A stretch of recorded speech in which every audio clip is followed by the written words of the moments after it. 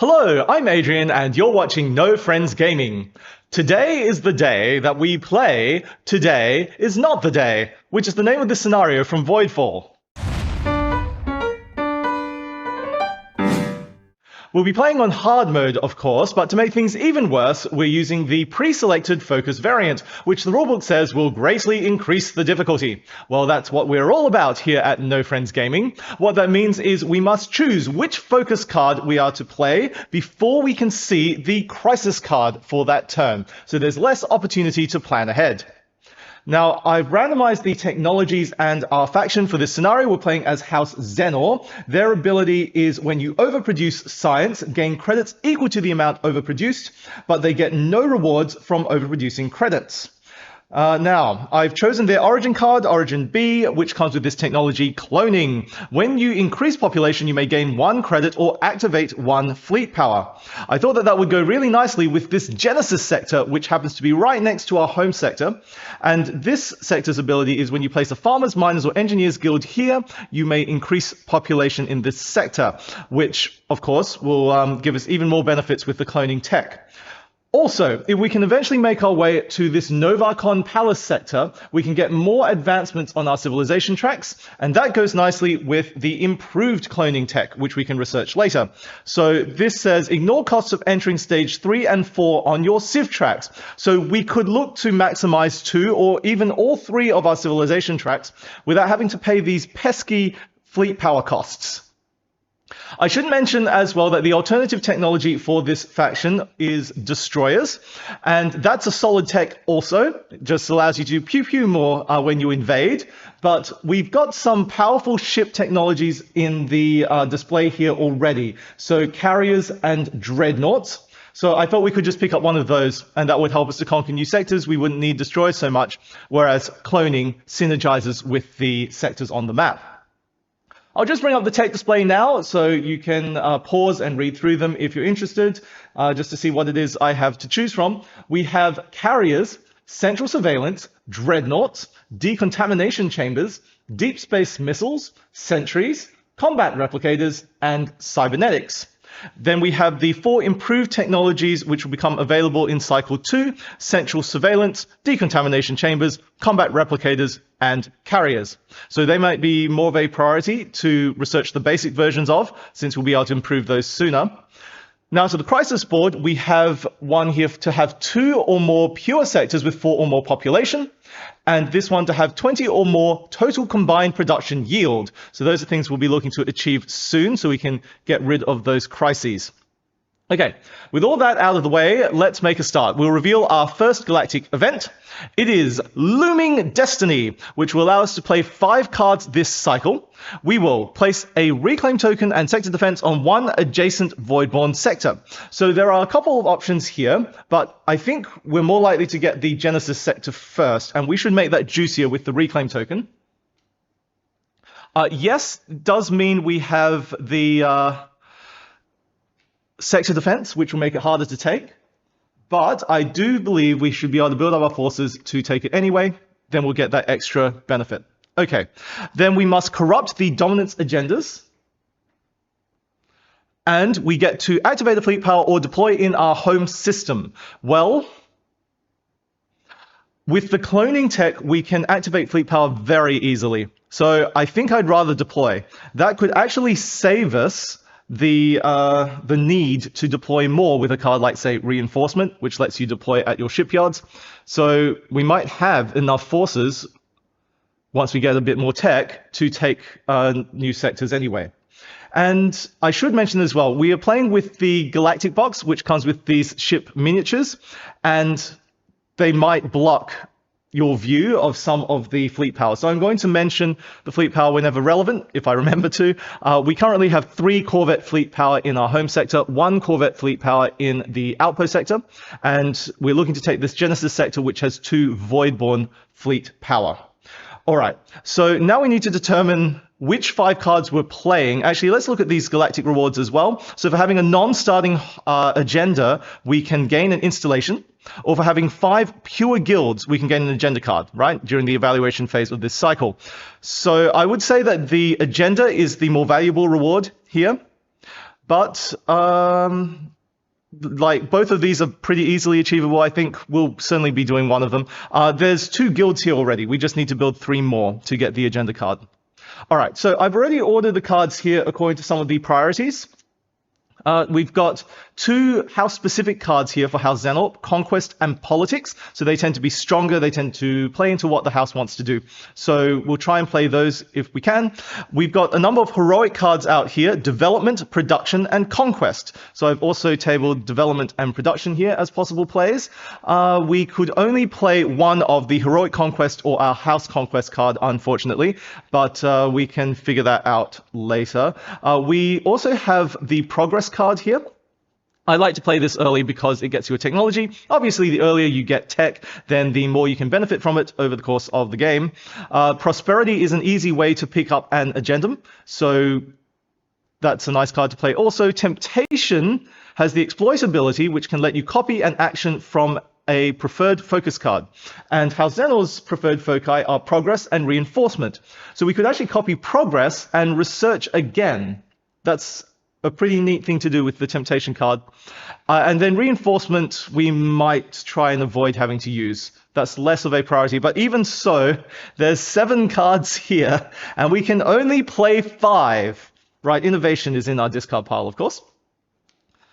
Yeah, this game is so limiting in terms of what you can play in a round, and that's for the best, really. I mean, it just makes the decisions crunchier, but you never have time to do everything that you want to, which is so painful. Well, Conquest could let us get an agenda too. And so, yes, we want to be scoring agendas by the end of cycle 1. We should pick up 1 or 2. Conquest could allow us to do that. This Conquest card is really interesting, actually, because it's got this experiment ability. It can let you research a technology. And then also we want to conquer with it. We probably want to do all 3 of these actions. So we should pick up a trade token if we want to do that. And I feel like these actions overall are more valuable than the Heroic Conquest card. If we want a trade token, so normally the Politics card has a trade token action on it, but not House Xenor's. So I think the only way we can easily get a trade token is from a Might agenda. The agenda action here is you can gain a trade token or advance on your lower Civ track. So maybe we do play Prosperity and pick up a Might agenda. And the Might agendas can be played with the Progress card, which we know we want to play as well to get a tech. Then we get a trade token, then we can do all 3 actions on Conquest. Politics would let us invade again, so we could certainly try and get a second sector this round. In fact, yes, because we want to push towards the Novarcon Palace. Once we get here, we can get extra civilization track bumps, and so the earlier we get there, the better, to trigger that effect more. So yeah, I do think conquering 2 sectors this cycle is wise, so we're closer to the Novarcon Palace and can get there sooner in cycle 2. So yeah, let's prioritize Politics, but that's already 4 cards. If we want to play one of the heroic cards, it would be between Development and Production. And Development is nice to put down the guilds before you produce, but Heroic Production has an alternative to producing resources, and that's, with this action, to increase population, which goes with our cloning tech.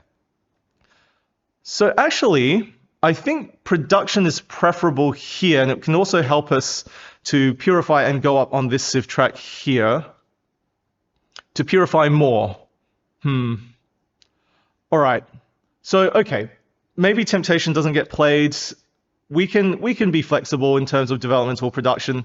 Depending on what crises come out, we might be pushed in a certain direction. But we should start then by picking up the agenda with Prosperity. Yes. Okay, so remember we're playing with the pre-selected focus variant. We must play or choose our focus card first. Then we get to look at the first alert card here. It's a level 2 crisis, which says, this is our world. After you invade, have a pure sector with 3 or more deployed fleet power in it. Or we can discard it to corrupt the support agendas and pay 2 energy. Okay, well, that discard effect is pretty costly. But the first thing, we are going to invade soon with the Conquest card. Chuck a bunch of stuff in here. I mean, first we would want to research one of these ship upgrade. So carriers or dreadnoughts would make it so much easier to conquer. And of these, I think I'd prefer carriers because we could improve them in cycle 2 with the improved tech here. If we get dreadnoughts, we would only be able to improve them in cycle 3. So if we got carriers, we'd have 4 things in this sector because the immediate effect of the tech is to deploy carrier. Chuck them all in here. Carrier makes a corvette. We lose 1 to the sector defense, lose 1 to the Voidborn. We'd have 3 things. So I think that should be quite achievable. We'll probably end up placing that crisis on the military row. So let's go ahead and do our turn. Prosperity, we will pay 1 materials and advance on the economy track. The effect of this is to gain 1 of each resource except for credits. So let's do that. Then organize, deactivate 1 fleet power, pay 1 energy and materials. 2, pick up an agendum and gain an installation. So let's get a might agendum. Do we like the one that's showing here? So this is to have 8 or more science production yield, 5 points. And then for each pure sector with at least 1 sector defense or starbase, gain 3 points. And we certainly want to get our science yield up as House Zenor, since when we overproduce, we get credits. In fact, House Zenor really just wants science guilds and food guilds, right? Science for science, but then also to get credits, which can be used to pay for just about anything except upkeep when it's more efficient to use food. So yes, we certainly can achieve the left side of this. We want to do that anyway, and then we can put out some installations. So I think this card is good enough. I do feel like there would be potentially better cards in the Might deck, but we could also run the risk of drawing some duds. So I think we'll just keep this card, it's good enough. We also get to place an installation. Let's replenish that. So now actually we can start building up our score for this card by placing a sector defense in our outpost sector. The alternative would be to place a shipyard, and that would help with deploying, but only if we use a card like reinforcements, deploying at your shipyards, and we've kind of deprioritized that card. So yeah, I think we'll go with the sector defense, improve our scoring here. It will help to defend the sector as well, since we're probably not going to deploy more forces there, and then that sector will just be safer from skirmishes, especially in the later cycles when the skirmishes have extra Voidborn power. So that was our whole turn. Now for the crisis, and we will add it to the military row, planning to resolve it when we play Conquest. Okay, so we'll choose our next card, and there's nothing swaying us from our game plan yet, so let's play Progress with this agenda card, and look at the alert. Another level 2. Purging Storm. Invade from 2 or more different pure sectors, or discard this to deactivate 2 fleet power. Interesting. Interesting. Currently, we're playing to invade from 1 sector. If we want to invade from 2 sectors, we'd have to have something deployed in our outpost sector and then go into this sector, which is not a useful sector for us. It does basically nothing for us. Deactivating fleet power is quite expensive normally. With the cloning tech, we can activate again. I just fear that this might not be the right time for us to be happy to deactivate, because we're going to do Progress, we're then going to do Conquest, and we need to be able to deploy a carrier that we are about to research, although this does activate a fleet power, and then when the carrier moves into this sector, it will make a corvette. So then we need another spare fleet power. I don't know that we can easily get that. We could discard this for a catastrophe. And actually, I'm quite happy to do that, because catastrophes help to improve your tempo, because as a consolation, they let you purify or gain resources. So, all right, we'll consider that in a bit. But anyway, let's go ahead with Progress. We can start with this trade token. So let's claim that from the agenda action, and we'll just store it here. And we will gain a bounty token.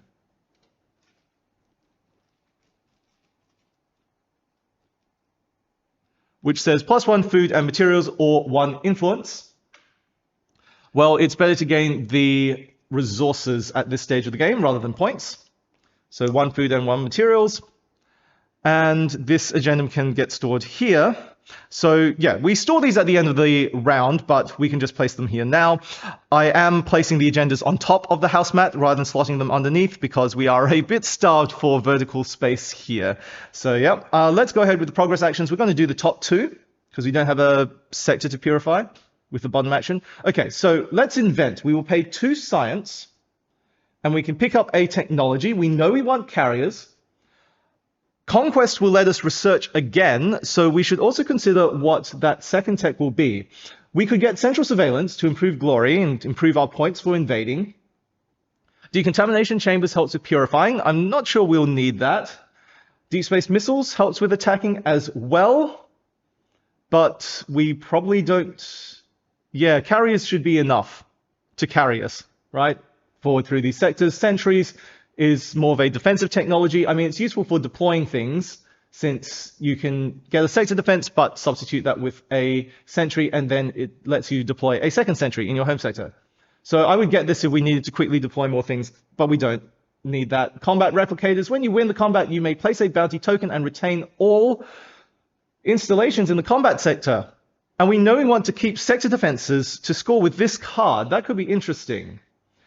And also it could let us activate a fleet power. That would be the spare fleet power we need to succeed at this crisis. Then there's cybernetics. When you place a guild, you may gain 2 resources matching that guild. So actually I would say one of these 2 would be best. Overall, cybernetics would probably stand to gain us more resources over the course of the game than this trickle of bounty tokens from the combat replicators, but this comes with the fleet activation, which I feel we might need. Cybernetics does let us place a guild though, and we're placing a guild with progress, which is going to benefit from cybernetics too. And then conquest will produce science. So actually we could just make a bunch of science guilds. I still don't mind discarding this for the catastrophe. Like 2 fleet powers still, you know, an annoying cost, even if we can just get it back later with cloning. So, all right, I think we'll research cybernetics. This also comes with +4 influence. The copy of the combat replicators tech with 4 influence was removed during setup. So that's another plus for this tech. Let's get it and gain 4 points.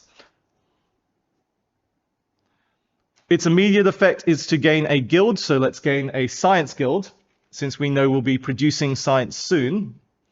And we'll place it here in the outpost sector, increasing science production by 3. Cybernetics has this ability, which now kicks in. You may gain 2 resources matching that guild that you've placed. So 2 science, please. Now we can go ahead and play the other action of progress. Experiment. Place a science guild. Or produce science, but let's place a science guild first. We can produce with conquest. So another science guild there. And we will go up 3 more science production. And gain 2 more science from our cybernetics technology. Okay, that's our whole turn done. Now, right, we're going to get carriers when we research with our conquest card before invading. We don't have the fleet power to spare. We can't achieve the top thing too easily right now. And we don't want this sitting on the military row in the meantime, making skirmishes worse. So we're going to incur a catastrophe. That's discarded. Catastrophe happens. And do we want to purify or gain extra resources? We're not too starved on resources right now. We've got a bunch of starting resources. I guess the question is whether we think we'll need the extra purification. Right, if we're going to conquer this with the conquest card and then politics can conquer this sector, we're going to have corruption in each of these sectors to deal with. So we need 3 purifications by the end of cycle. And if we play production, heroic production, that purifies. When we go up the society track, that purifies. So we do need a 3rd purification. I mean, if we want to maximize agenda scoring, which cares about pure sectors, and then also keep skirmishes at low power by not saving corruption on our house mat. So fine, this catastrophe is going to let us purify. So let's get rid of that corruption there on our house mat. Now that we're done, we choose our next card. So that should be Conquest. And we'll play it with this trade token. And we'll reveal the next alert. It's a level 1 crisis, which is power leak. After you place a sector defense, choose to also spend 1 energy. You may not use credits. Or discard it to place a Voidborn fleet power in an adjacent sector. I don't know if we are planning on making more installations. I mean, if we did... heroic development could... that's a bit... No, I think I'd rather purify with the heroic production card. Yeah, so we're not going to place installations for a while. Whereas this discard effect, place a Voidborn fleet power, is almost not a cost if we place it here in this sector that we don't really care about taking anyway. So, yeah, we'll probably discard it for that effect. Fine, let's do Conquest. We play the trade token. We get to do all 3 of these actions. We will start with Experiments, so we will pay 1 science and now produce science. Our production yield of science is 5, so we'll go up to 10 stockpiled science now. And we get to research. Let's get carriers, which gains us 4 influence and activates 1 fleet power. Then we can deploy a carrier in our home system. There's a carrier. And carriers cost 1 food. The other ability of this tech, I should mention, when you deploy, your pre-existing carrier fleet powers count as a shipyard each. So when we use, say, the reinforcement card to muster, that will become relevant. We can build at our carriers. But our carrier fleets are limited to a maximum power of 1. All right. Then we can engage. All right, so this action, we pay 2 energy. And now we can throw all of these forces into the Genesis sector to invade it.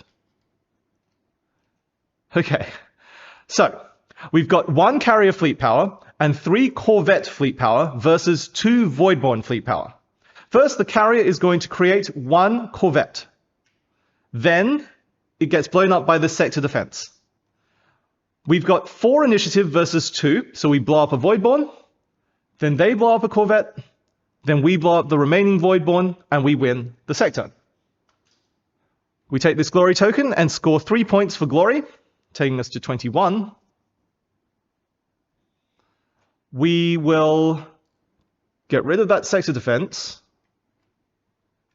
We trigger the Genesis sector's first ability here to move a corruption. So we could put it on our house mat, but if there's an imminent skirmish, that will get much harder for us to defend against. So let's move it to our outpost sector. And then we can look at these reclaim tokens. Okay, so we get, interesting, an Engineers Guild, which is going to trigger cybernetics. We gain 2 energy. And it also triggers the Genesis sector ability. We go up 1 population to 3. When we increase population, cybernetics kicks in. Sorry, we've done cybernetics. Cloning kicks in and gains us a credit or a fleet activation. Well, maybe we have enough fleet power right now. So let's just gain a credit then, just to be a bit safer in terms of being able to spend stuff. Especially since, yeah, we have to place this Harbinger, and we'll place it out on the economic board, and that's going to make resolving the crisis board more expensive for us too.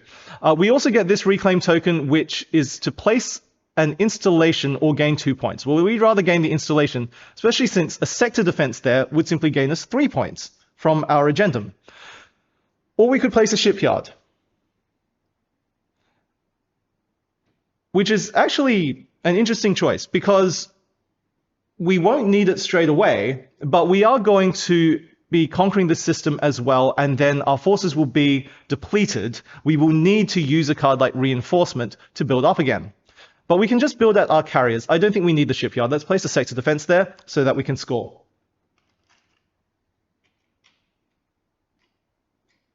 All right, so that's resolved. And that was that top action done. Now we can do the middle action, invest. We pay 3 credits And we can get an agendum and a trade token. Well, let's get the trade token first. And it will come with 2 food, materials, or energy in any combination. And we should get more food, probably. Let's get food. I don't know if we'll be producing that much food, and we need to make sure that we can pay for upkeep. And then we will gain an agenda card. We are playing politics, but that does not match any of the agendas. And then probably heroic production. Well, that matches the wealth agendas. So we can get one of those. A wealth agenda.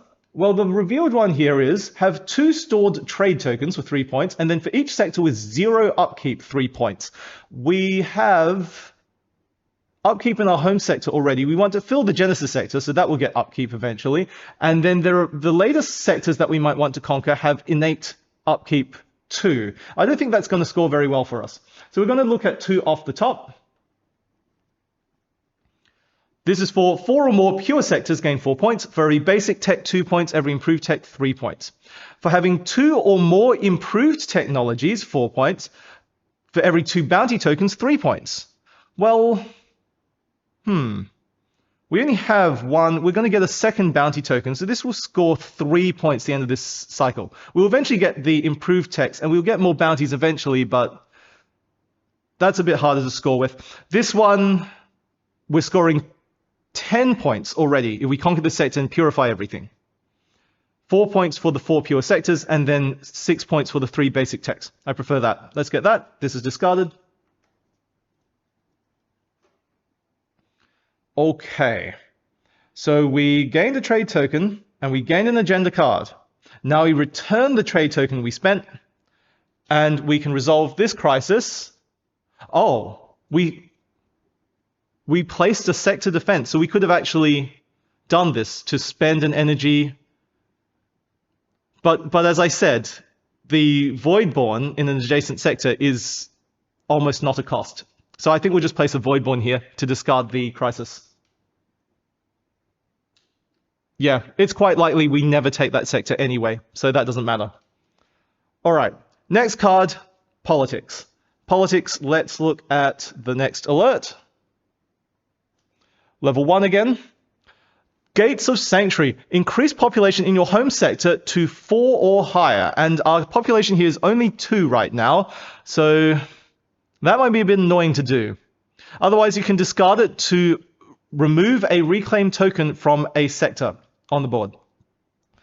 And there are a couple of sectors here with reclaim tokens. We might not get both of them. We want to shoot for the Novacon Palace as quickly as possible. Then this sector is really valuable because of that 5 glory, before we then conquer these rifts, which are really important to do because they score the Voidborn 30 points each if they're not conquered. And then we're going to be spread pretty thin, so we probably can't take both of these sectors anyway. So that's also pretty much not a cost, removing the reclaim token. We could go out of our way to increase the population in our home sector, but I mean, we are going to increase population with heroic production. I just don't know if we want to increase this one because, like, our materials production is not important. We can increase science production more here.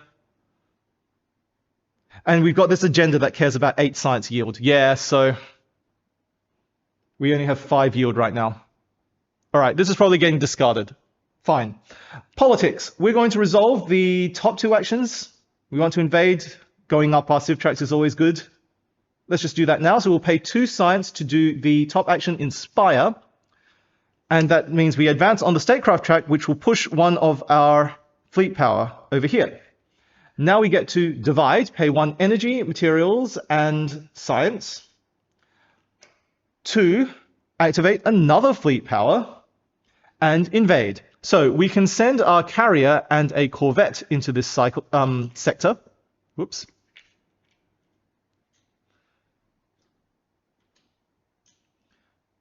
So we have 1 carrier and 1 corvette versus 2 Voidborn. Now we will create a corvette with the carrier, and we have 3 initiative versus 2. So we will blow up a Voidborn, they blow up a corvette, we blow up a Voidborn, and win the sector. We will gain this glory, So now 5 points, taking us to 26. Then this bounty token is 1 science and 1 point. Don't mind if I do. 27 points. And we get another Harbinger, which we should probably add to this row, yeah? Ah, right, I forgot. We had this crisis here that we could have resolved when we invaded the Genesis sector. We had these 3 things in the Genesis sector. And the Genesis sector was pure because it allowed us to move the corruption. So let's just fulfill this crisis. And I think that's it. Right, we've fully resolved the card. We'll move on to our final play, right? Our 5th play for the round, for the cycle. Heroic production with this agendum. And we will look at the next alert, which is a war. The war says, resolve the skirmish board with +1 Voidborn power for successfully defending, gain a bounty token. Well, if we can keep the Voidborn power, oh, there's this thing. I was going to say we can keep the Voidborn power at 0, then +1 power means that everywhere is successfully defended. Got a sector defense there. This is not adjacent to Voidborn. The carrier here has a salvo absorption, but also there's more initiative there anyway. But we need to clear this card. So let's do that by increasing population in 2 sectors to 4 or more. That should be easily done. Okay, so we're resolving this heroic production card, and we will do the bottom 2 actions. The top one's too expensive. It costs a trade token, and it's probably better to do this when you're later in the game and you have lots of guilds to score with, 3 points per guild. And remove a Harbinger. That's a nice effect too, but this is the priority. We need to purify, and we need to increase our population to clear this card, and then also increase our science yield. Right. So first we can optimize, so recall 1 fleet power, let's recall this corvette, to purify a sector, and advance on the society track, which also purifies. And so we have 0 corruption in all our sectors and on our house mat. Now we can do this action supply, increase population in 2 sectors, so because we can increase this one, but it doesn't do anything. We can increase this. We will increase the population once for each of the other guilds we use to fill this sector, but then we would still only be at 5 population. So we can increase this now, and then it will eventually get to 6 when we place the guilds. Right, and we can increase this one. So our science production is going up to 10, which corresponds to a yield of 8, which will fulfill this agendum. Our energy is going up to 4. We've increased population twice, and so cloning kicks in each time and gains us more credit or fleet activation. We've got way too much fleet power already. Let's just gain 2 credits. Now, we will get to do the agenda action. Okay, so we can place a guild and produce resources. Well, we should probably get food now. Yeah. Let's place a farmer's guild. We just want food and science all day. In the Genesis sector, which means we get to increase this population. Again, that's going to trigger cloning. Again, we gain a credit. Again. Now, we've succeeded at this crisis, have 2 or more pure sectors with 4 or more population. And I do believe we're done. Oh, wait, sorry. When we place the food guild, we get 2 food from the cybernetics tech. We also get to produce food from the agenda action, produce resources matching the guild you placed. And our food production is now at 6, yes. So there's 5 population here. Our origin card comes with 1 innate food production. So that's a total of 6, which corresponds to 4 food yield. So that takes us up to 14 food. We're looking pretty good on that front. And so we can now store this agenda card. Now to the crisis, and as I said, we're just going to discard a reclaim token. I would say out of these 2 sectors, we'd probably rather take this one because of the extra point from glory, but this sector has 1 fewer Voidborn on it. Maybe maybe it's wiser to try and aim for this one, because by the time we take these sectors, it's going to be late in the game when we've tied up a lot of our fleet power in just holding all of these other sectors as we spread out. I mean, I guess it's a bit of a wash. Like, it's safer to go for this sector, and it only costs us 1 point from glory. So let's aim to get this sector. I think that's a bit safer, because there's all kinds of effects, right, that could make these sectors even harder to take. And we don't want to be in a position where we can't take the sector because it has one too many Voidborn in it. So we're aiming for this sector. We won't go for this sector, and we'll remove a reclaim token from there. Sure, that's gone. And I believe that's the end of the cycle. Well, we go to the evaluation phase. So, oh, right, sorry. We have to resolve the war. Oh, right. That was the crisis from last turn. I forgot about it. Sorry about that. But yeah, remove the reclaim token. Nothing will have changed there. So now we've got this war. We do a skirmish at +1 Voidborn power, which is 1 power, defeated by the salvo absorption of this carrier, and then by the sector defenses. Well, there's no Voidborn adjacent to this, so it doesn't get attacked anyway. But we've successfully defended. We also have to pay resources on the crisis board here, so that's... Wait a moment, what's our total production yield? 4, 3, 1, it's 8, plus 8 here, 16. We need to get to 20 to clear this card. All right, but anyway, we've got 2 materials, 2 energy, and 1 science, which we must pay. Good. Now, for successfully defending, we gain a bounty token. For 2 energy. And that war is now resolved. Good. So now we go to the evaluation phase, and we resolve another skirmish, but this time at 0 Voidborn power. So we successfully defend, and we have to pay resources. So we pay 2 energy. We don't have 2 materials. We have 0 materials. So we're going to have to pay 2 credits, and we pay 1 science. Okay. And then we will pay upkeep. So we've got 3 agendas, but there's a trade token on one of them. So that's 4 upkeep for the agendas, 5. 5 upkeep, we'll pay 5 food. Okay, so in case you're curious, we have 9 food remaining, 0 energy, 0 materials, 2 credits, 6 science. Right, so then we will go on to the galactic event here. Having a non-starting agendum, which we do, we can gain an installation. Or for having 5 or more guilds, which we do, pure, we've got 6 pure guilds, gain an agenda card, which is the better ability, I should think. So especially since we can gain an agenda that would place an installation if we gain a support agenda.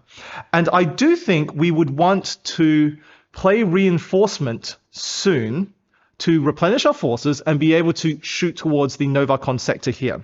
Given that we should take a support agenda because they match the reinforcement focus. Well, this agenda is have 3 or more pure food guilds for 7 points, for each pure sector with 1 or more science guilds, 4 points. That really does play into what we want to do, because we want to place lots of science guilds and food guilds as House Sentinel. That's perfect. So let's take this card. And then we can move to the next step here, which is to score our agendas. Right. We've got 3 basic technologies, 2 points each, so that's 6. And no improved technologies, which would score 4 points each. For each pure guild, 1 point. 1, 2, 3, 4, 5, 6. 6 guilds there, 6 points for the basic text, that's 12 points, taking us to 39. Then this agendum for 8 or more science yield, 5 points. And then for each sector with at least 1 sector defense or starbase, 3 points. We have 2 such sectors, so that's another 6, for a total of 11 points, taking us to 50. Then 4 or more pure sectors, 4 points. We have that. For every basic tech, 2 points, every improved tech, 3. So we have 3 basic techs, that's 6 more points, for a total of 10. We are now on 60 points. Okay. So ends the cycle. We now go to the preparation phase of cycle 2, which means we will clear these heroic cards, getting 3 new ones: politics, innovation, and temptation. Okay, then we will reset the alert cards. That wall goes away. For hard mode, we need 2 level 2 situations, 2 level 3 situations. Okay, so there's 2 2s, 2 3s, and 2 wars. Okay, so let's shuffle that in. And we will also gain a new Harbinger. Right, so here's an interesting choice. Do we put a Harbinger on the economic row, which will completely clog it up, knowing that we should be able to clear this card pretty soon, 20 or more combined production yield. We just need to place another guild, possibly in the Genesis sector, to achieve that. Or do we place on the military row and risk incurring a skirmish? Because if there's a skirmish with +1 Voidborn power, which can happen from certain war cards, and there's +1 power here if we have a card there, a Harbinger there, then the Voidborn will attack with 2 power. And we cannot survive that in either of these sectors. So this one would go down. It's the more populous one. That would be unfortunate. Then again, we could just suffer a second catastrophe. We could also do the same if we happen to have an economic crisis that we can't easily place here. But the problem is, if we have an economic crisis that we can't deal with yet but want to deal with later, then we would be very sad to not be able to place it on the board because this will drop off. All right, we'll gain the Harbinger to the military row, therefore. And if we need to, we might need to discard a war for a catastrophe. So that will be that phase done. Now we get rid of a trade token and this block tile. So now we can research these lovely improved technologies. We'll gain a new galactic event. Growing Menace, 6 card plays. We will place a Harbinger on each open rift. Oh no. Then, Reclaim token on each Voidborn sector adjacent to 1 or more rifts. Well, that would be these 2 sectors next to this rift, these 2 next to that rift. So 4 new Reclaim tokens.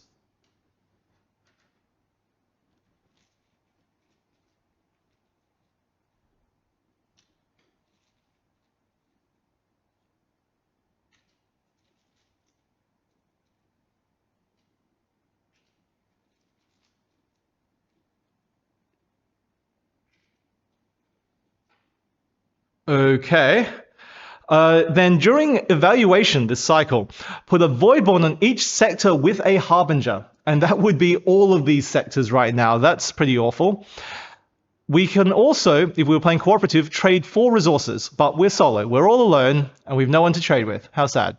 Then, at the end of the cycle, for each Reclaim token we have, gain a bounty token. And for having 0 catastrophes, purify. Well, we already have a catastrophe, so we can't trigger the second effect, but that's fine.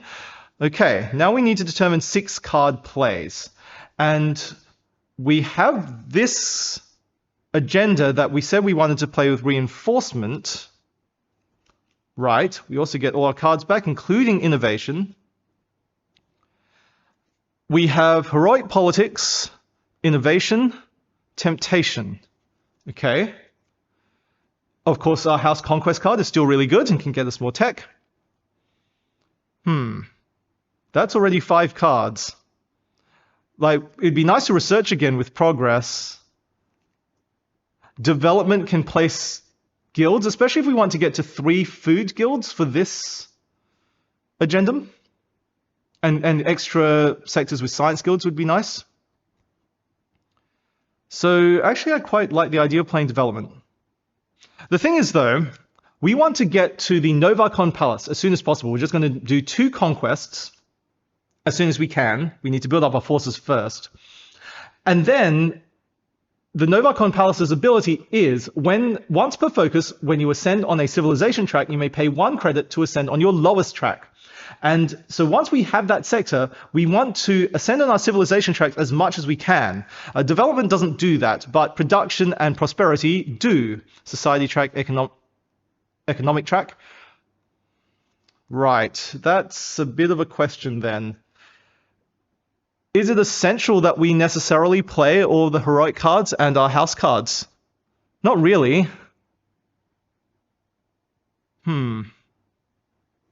So wait a moment. We want to play reinforcement. We want to get improved carriers. If we get improved carriers, it'll be so much easier to take these sectors.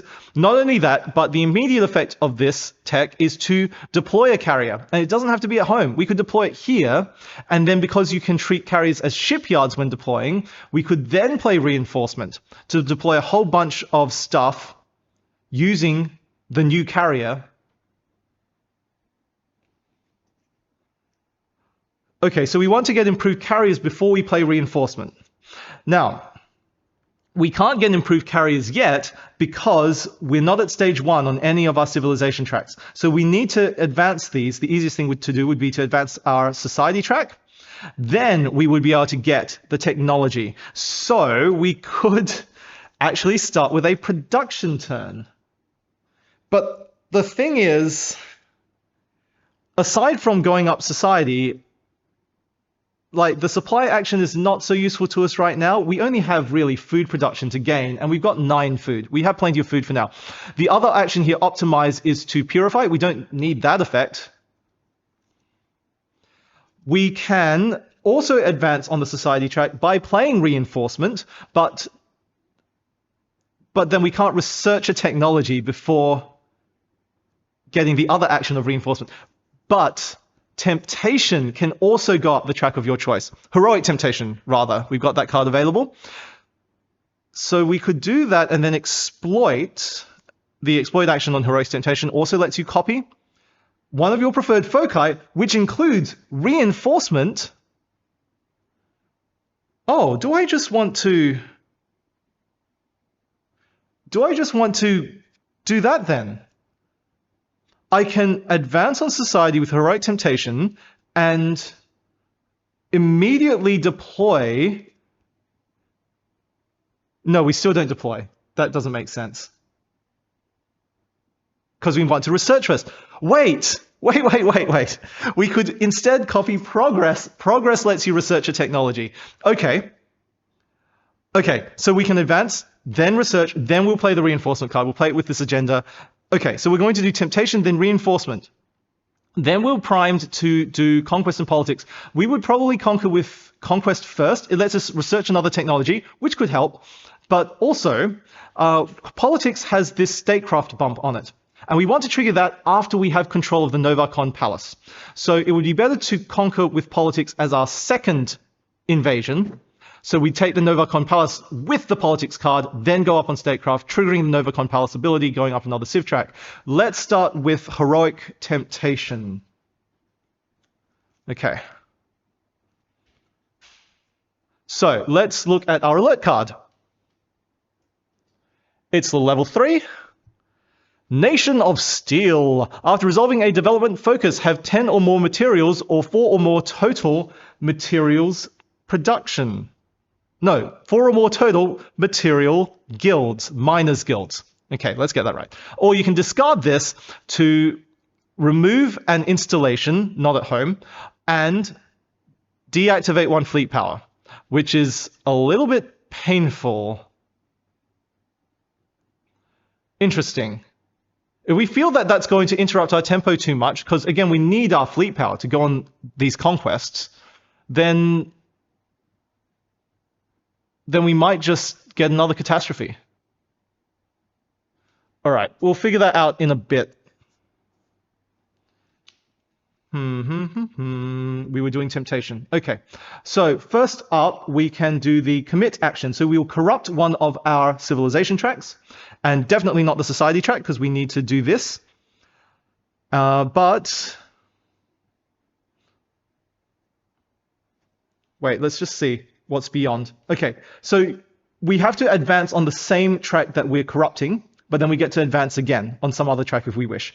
So if we corrupt the economy track, then we forego this guild placement, but it will get us closer to these even stronger effects where you place guilds and gain trade tokens. So I do like that idea. I think we might do that one. And so this will advance. And we will also advance on society. Yes, which will allow us to pick up a might agenda. And now that qualifies us for improved technologies as well. So a might agendum. This one is for 3 or more pure sector defenses and shipyards. No, and star bases. Sector defenses and star bases, 5 points. And then for every pure deployed fleet power, 2 points. That's going to be really strong for us because we're about to deploy lots of fleet power, especially carriers, which then deploy more corvettes. Yes, things will get blown up as we attack, but the carriers can keep replenishing our forces. So that is probably going to be higher scoring for us than our current might agenda. All right, so let's gain this one. We're happy with that one. Then we will do the action here, exploit. So we will pay for resources. And so what can we spare here?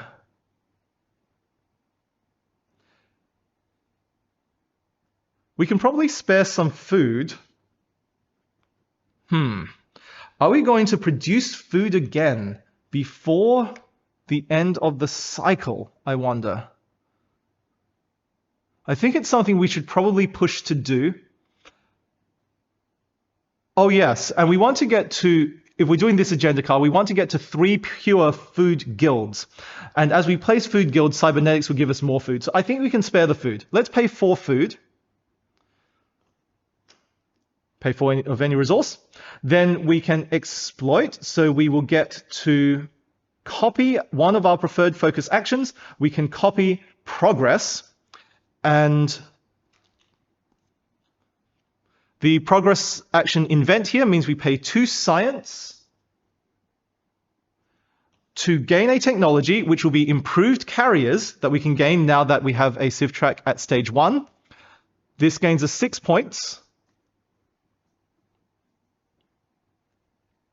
We activate a fleet power, and we deploy a carrier, which we should do on our front lines, paying 1 food. There are now 2 carriers in this sector. Now, the ability of this improved tech over the previous one is your carrier fleets are no longer limited in power, so we can just group them together on this 1 fleet stand. And then we also gain 4 resources. So what do we need now? I think we'll just gain credits for flexibility. So we'll gain 4 credits. That puts us at 6 stockpiled credits. Okay, so that's Heroic Temptation done. And we will go on to resolve this crisis. So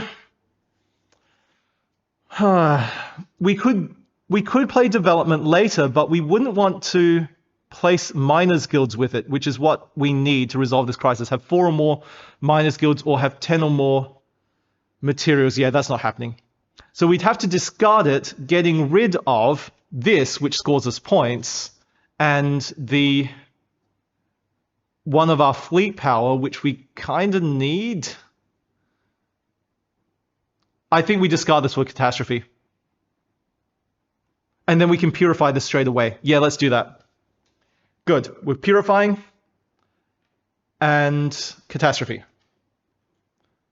Okay, next card. So we're going to play reinforcement next. And we should play it with this agenda card. Okay, here's our alert. It's a war. It's a war with +1. It's a war with +1 Voidborn attack. That's what we were afraid of, right? We currently have a Harbinger here that we can't clear. So it's going to be 2 Voidborn attack.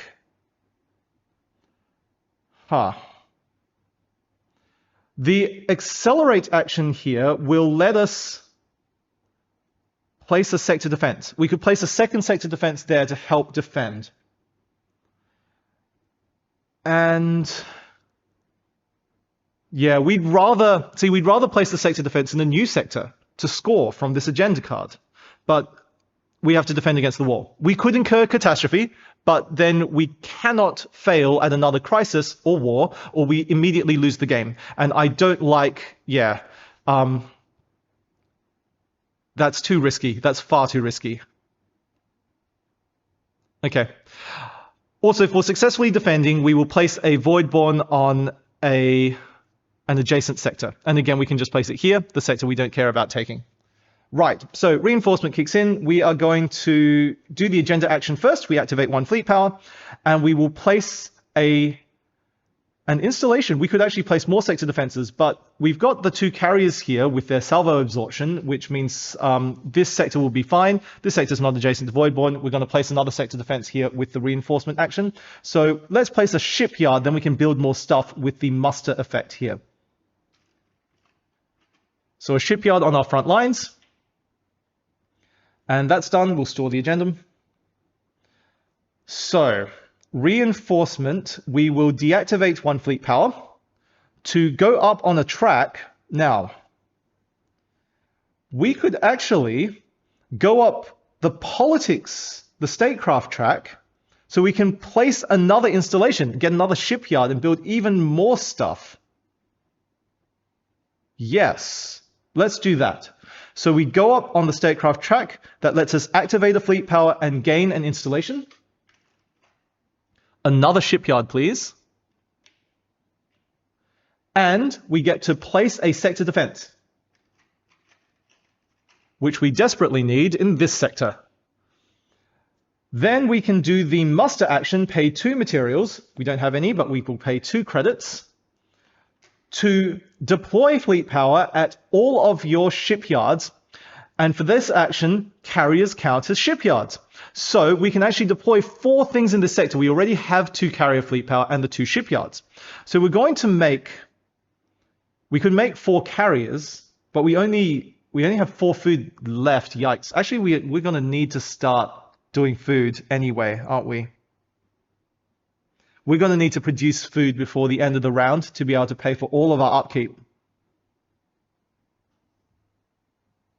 Yeah, but yeah, let's just make 1 carrier then, paying 1 food, and 3 corvettes.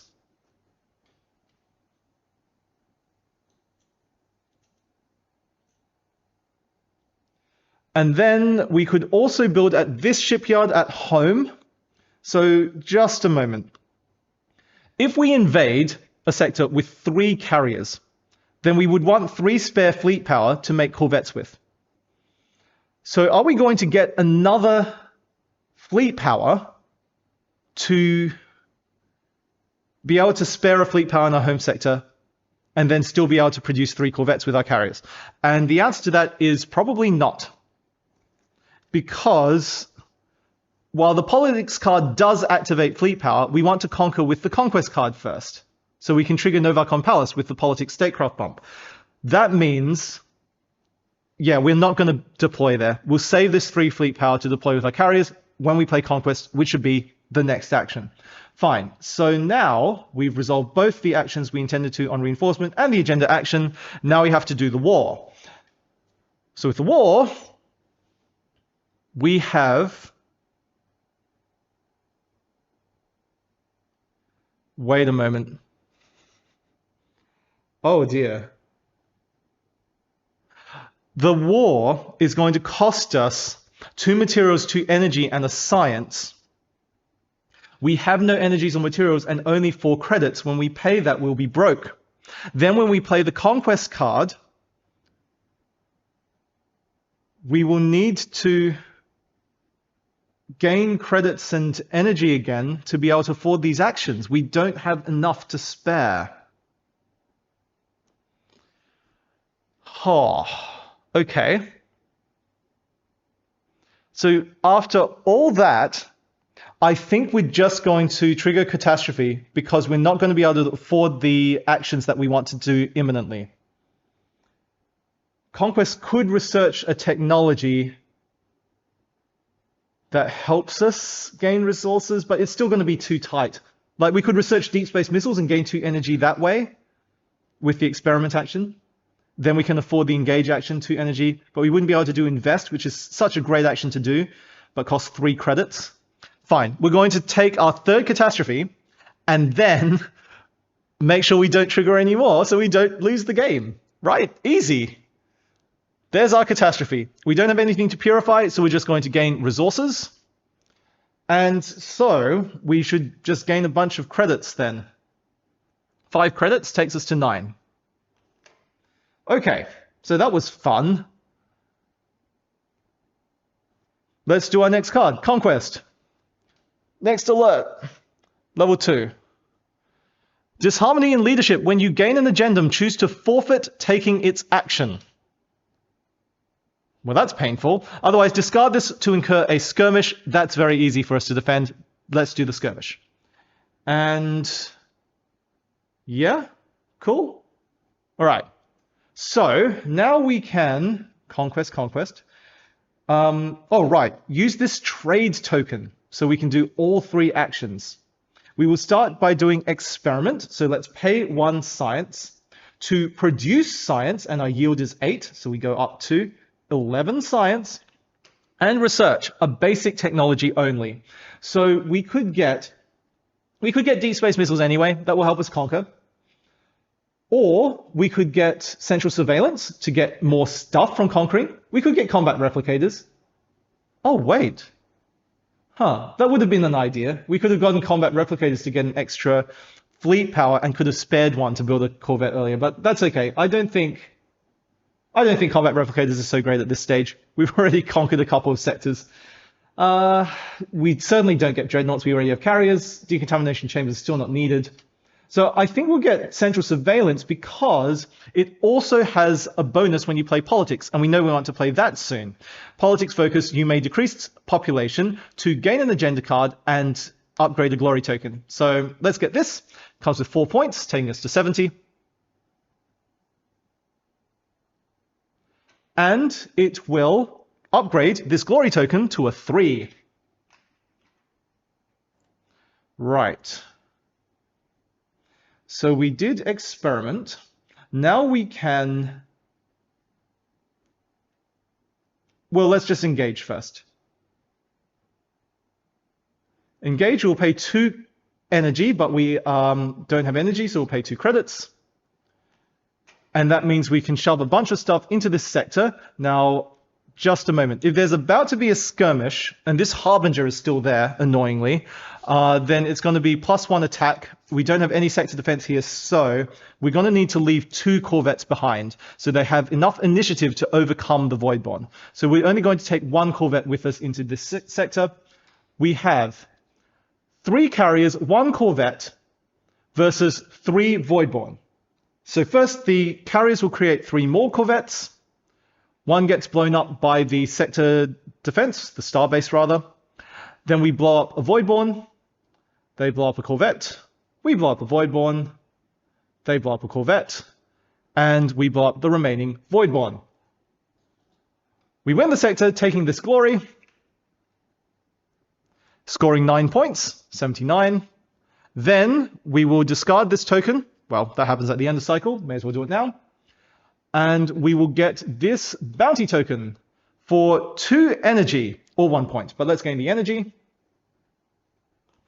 And we now have this ability from the research complex sector, which this is. So you can use energy and science interchangeably, but you cannot use credits to pay for science still.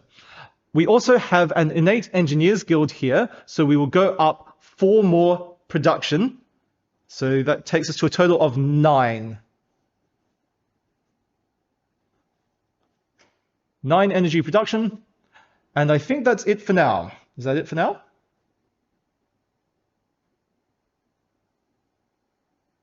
So now we do the third action of conquest, which is invest. We will pay 3 credits in order to gain a trade token, which can just get us credits again.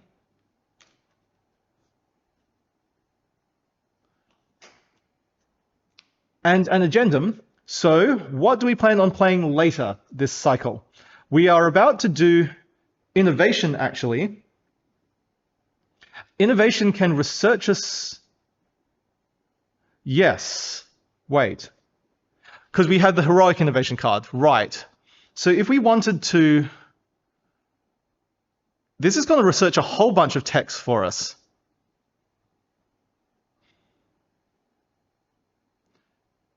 When we go up statecraft for the politics track, we get another tech 2. Okay, so we can actually get 3 more technologies this cycle. But we only have room for 1 basic tech, which is the this innovation action can only research basic tech. So the other 2 technologies should be improved technologies. And we only have improved cloning and improved central surveillance available to us. We could improve cybernetics later, or we could get, as a new basic tech, we could get combat replicators or decontamination chambers and improve one of those, but that really doesn't seem interesting to me. When you get improved central surveillance, you will be able to have an additional agenda in play. So I think actually, because the one agenda type we don't have yet is the dominance agenda. And that goes well with, it's played with innovation and temptation. So if we play innovation with the dominance agenda soon, then we'll be able to score a 5th agenda at the end of the cycle. The agenda would also let us attack again if we feel we've got the forces to spare. That's an interesting question to be sure. But yeah, I think we should be able to. Okay, so we're going to grab a dominance agenda. So let's see if this one's good for us. This is for having stage 2 or higher on the economy track, gain 5 points, and then for each pure sector with 4 or more population, 4 points. And we already have a couple of those.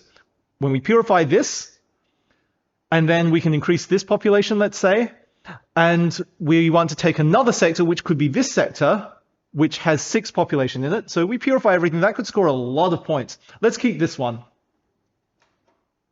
Okay, so we gained the agenda. We gained a trade token. Conquest card is done. We return this trade token. And then this skirmish will happen, but we successfully defend everywhere. Goes away.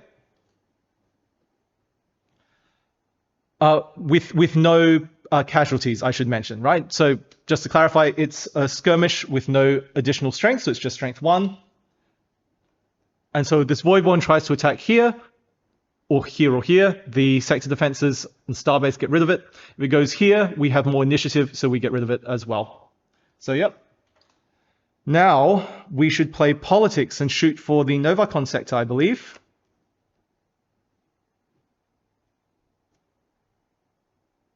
Oh, right, we should have gained this corruption when we gain the dominance agenda, but we can just corrupt. Okay, we can corrupt this sector, right?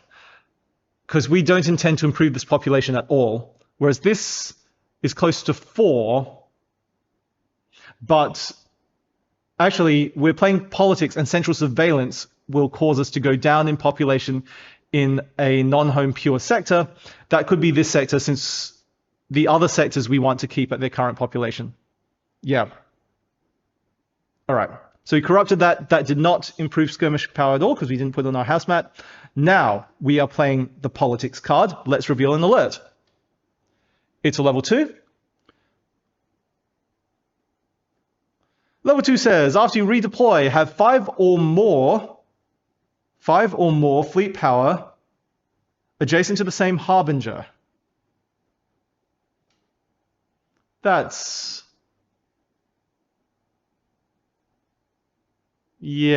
a bit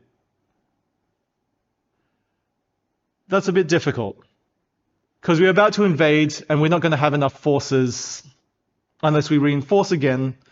But that would be next cycle. So we can just discard this to remove 2 sector defenses. And that's a bit annoying because... No, wait, that's not so annoying. I was going to say that it removes the points from this agenda, but we're going to replace this agenda with another one anyway, right? This one's a better one. We'd have to play one of these cards, though. All right, so we were discarding this to get rid of 2 sector defenses, I suppose.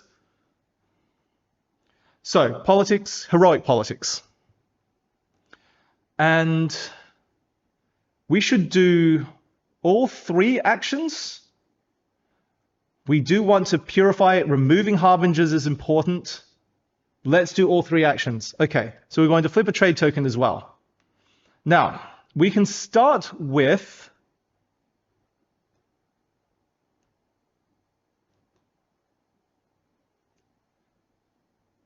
prevail.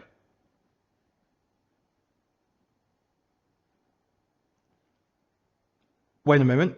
If we research tech first,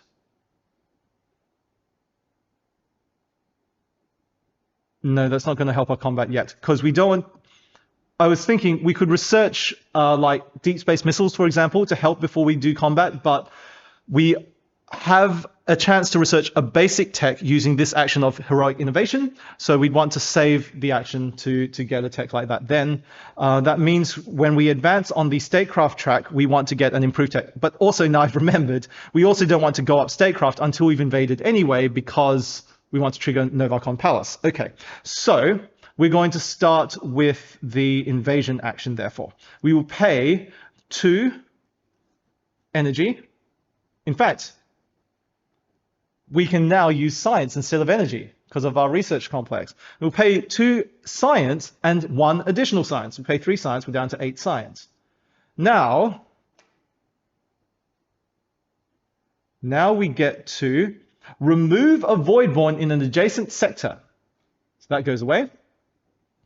And invade. So we'll send in all 3 of these carriers, leaving a corvette behind to hold the sector. The 3 carriers will make 3 corvettes.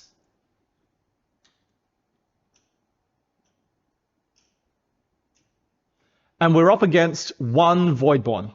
So the sector defenses will fire and kill 2 corvettes. Then we have more fleet power, so more initiative, so we will blow up the Voidborn. And win! Let's take the glory, which now means we score 10 points. This will get discarded at the end of the turn. And the sector defense goes away. We will also get 2 bonus bounty tokens.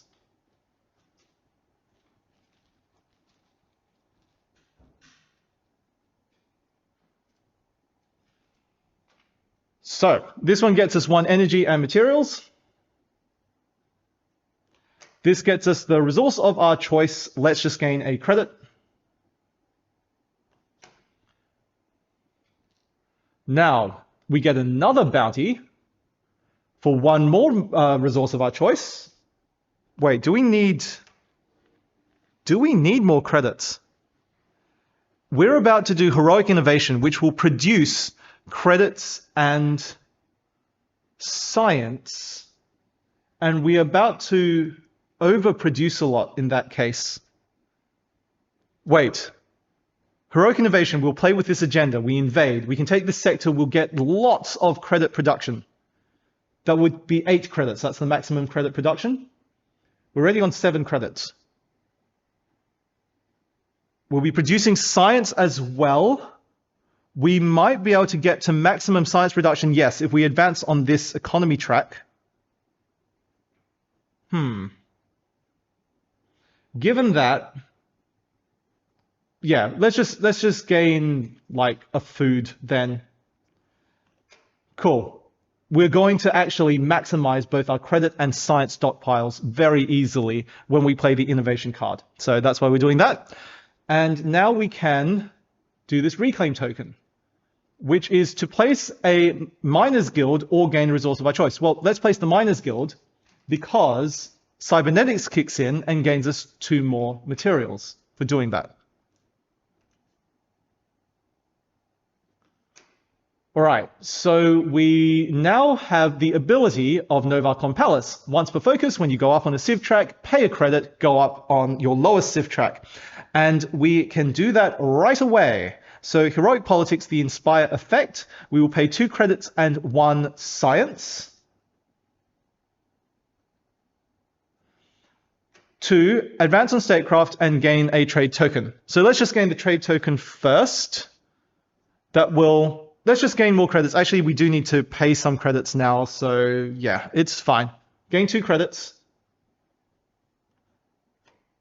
And then we go up on statecraft. So that will give us an advanced tech. We can gain a second advanced tech because this is now also in stage 1, which will be central surveillance again. Oh, right, we forgot this effect. We go down 1 population to gain an agenda card and upgrade glory. So we would have had 1 more glory when we attacked. Let's just give ourselves 1 more point. We're at 90. Since we should have done that before attacking. And we gain an agenda card. And so we've already got something to play with innovation. Got something that we could play with progress or prosperity. But then if we want to do production or development, which were the other choices for the rest of the cycle, we would gain a wealth agenda. So let's look at these. This is for having 2 or more reclaim tokens, gain 4 points, score your glory again. So that could be 14 points. This is for 3 glory tokens and 3 stockpiled credits, 4 points. And as I said, we're going to maximize the stockpile. So that could be 24 points. That's better. Let's take this one. Okay. Cool. So we've resolved the central surveillance ability, which you resolve when you play the politics focus. That gained us the wealth agenda. Okay. Then we can continue with our Inspire turn. We just gone up on the Statecraft track, which gains us an improved technology, improved central surveillance. That's what reminded me to do that card. We're going to gain 6 influence, taking us to 96. Then the immediate effect of this is pay 2 energy to gain another agenda. So let's do that.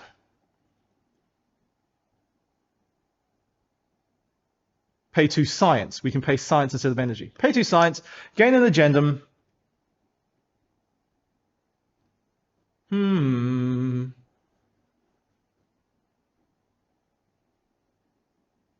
So we've, again, kind of spread out what cards we might be playing agendas with. We played 4 cards so far. We only have 2 more plays, innovation, and then we've got the cards that will cover any remaining plays, right? Production and development could be played with this agenda. Progress and prosperity can be played with this one. So I guess it's just a matter of which agenda card would we want to play early next cycle. And we'll probably need to reinforce again to build up our forces. So we might just take a support agenda again. The other consideration is there a certain type of action that we want to do more often from the agendas? And, yeah, it's great to place more guilds, to got the civ tracks more, but Novacon Palace already helps with that. And then to invade more, we'll start with the support agenda first then. And then we can think about getting another dominance agenda, because we're going to need to invade even more times next cycle. Next cycle, if we take this sector this cycle, we still want to take both rifts, and then we were planning on potentially taking this sector as well, helping to clear out the harbingers. That's important. So fine, we'll get a support agenda, and our next priority will be a dominance agenda. This one is for having 1 or less corruption, 6 points, for every 2 pure farmers guilds, 5 points. Well, that's probably not scoring as much as our current support agendum. So let's look at the 2 off the top here. For having 10 or more upkeep, 6 points. For having sectors with 3 or more different guilds in them, 5 points. Well, we're not really big on diversity in this game. We've already got a sector with 2 science guilds. This one, I mean, we could place a different guild, but it's not going to help. We'd rather just place a food guild there, right? This one for having 1 or more corrupted civilization tracks, 7 points. For 2 or more pure materials guilds, for every 2 pure materials guilds, 5 points. And again, we don't want to build so many of those guilds. It doesn't matter. We'll just take this, but we're probably not going to keep it for the scoring. Okay. And then remember as well that the improved central surveillance means we may have an additional agenda in play. So eventually when we do innovation, we can store the dominance agenda as well. That's really lovely. Okay. So we've done Prevail and Inspire. We gained a trade token already.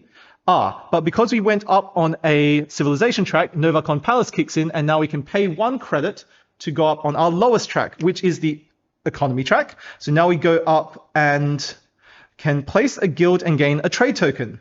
Don't mind if I do. Let's gain a trade token to activate 1 fleet power, and we will get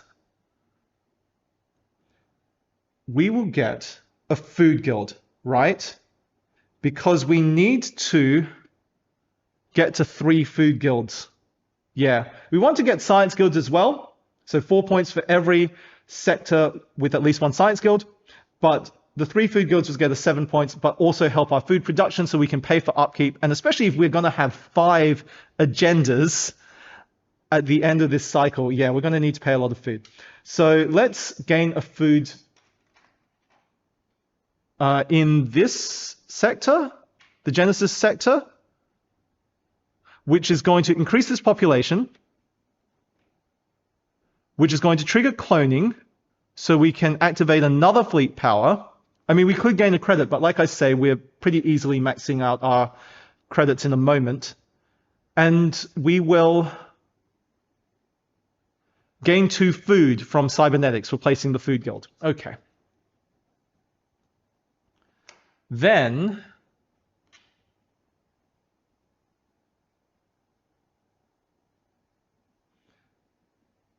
we can do the third action of politics, because we flipped a trade token. So overthrow here means remove an installation not at home to purify sector and remove a harbinger. And we know we need to remove sector defenses in a moment, so let's just remove a shipyard. Since we've got all these carriers, we can build there later, so we don't need so many shipyards, right? Now we can purify. And I've also remembered, before we forget, let's resolve this crisis. So we've just built a food guild. Our food production is actually maximized. We're at 13, 12 from here, and 1 from our origin card. And so we've got 15 yield, and then 6 energy yield, 1 materials, 8 science. That's far more than 20, so that crisis is gone. Now, where was I? We've got to purify a sector. Yeah, let's just purify this sector, because it's got 4 population. That will help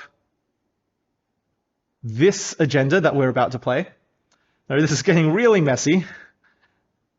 Okay. And we remove a harbinger. So we could remove a harbinger from the crisis board, or we could remove one from the map. And I think we'd rather get rid of one here. Again, that just makes the skirmishes easier to deal with. So let's get rid of this harbinger. It's gone. Okay, we've now fully resolved the politics card. That goes away. And we deal with this crisis. We will lose 2 sector defenses not at home. So that's this and this. Well, that was painful. Now we will play Heroic Innovation with this agenda. This trade token returns. And so then there's a question of, do we want to use a trade token now?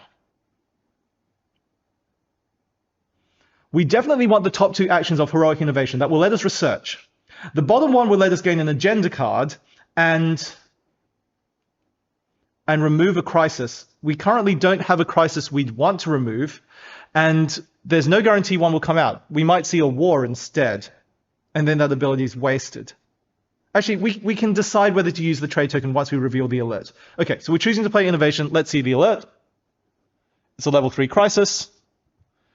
Marvels of War. After resolving a conquest focus, have 10 or more energy. Well, we're not going to have that, but you could discard it for skirmish with +1 Voidborn attack. Voidborn attack is currently 0, so that's just 1, and we defend well enough everywhere, which means I think we're perfectly happy to just do the top 2 actions and not trigger this. Because gaining agendas is always great, but we already have so many agendas, more than we know what to do with. So I think that's fine. We'll just do the top 2 actions, save our trade tokens. Let's start with... Wait a moment. Experiment is going to get us an improved technology, which could be improved cloning. The ability of cloning is to go up your 2 lower Civ tracks, which will trigger Novacon Palace. Good, okay. So we're actually going to get 3 Civ track advancements in a sec. Is there anything else to consider here? It would be nice to do this before invading because we can remove the Voidborn fleet power. And I don't know that any of these actions are too reliant on us having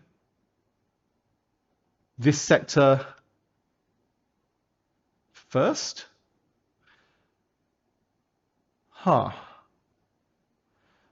So, wait. We want to purify multiple times. We've got 3 corruption if we take the sector.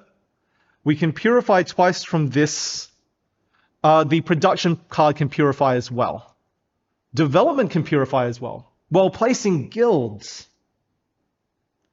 No, but this purifies while also ascending on society, which is kind of important. We probably play production or development. Probably production as our last card play. Okay. Yeah. When we research basic tech, I was thinking deep space missiles would probably be good to help us with invading, but we don't need it for this invasion, and we would rather do this action last, after invading, because when we produce credits in science, we'll have the bankers guilds in this sector. So that's actually really important. Given that, yeah, we'll start the experiment, then we'll play the invasion, then we will do research. So experiment has no cost. We'll simply gain and improve technology. We have 3 things in stage 1 now, so we can just gain improved cloning. Remember, the ability of this is ignore costs of entering stage 3 and 4 on your civilization tracks. And now we get to go up our 2 lowest tracks. Well, that will be this one first, to purify.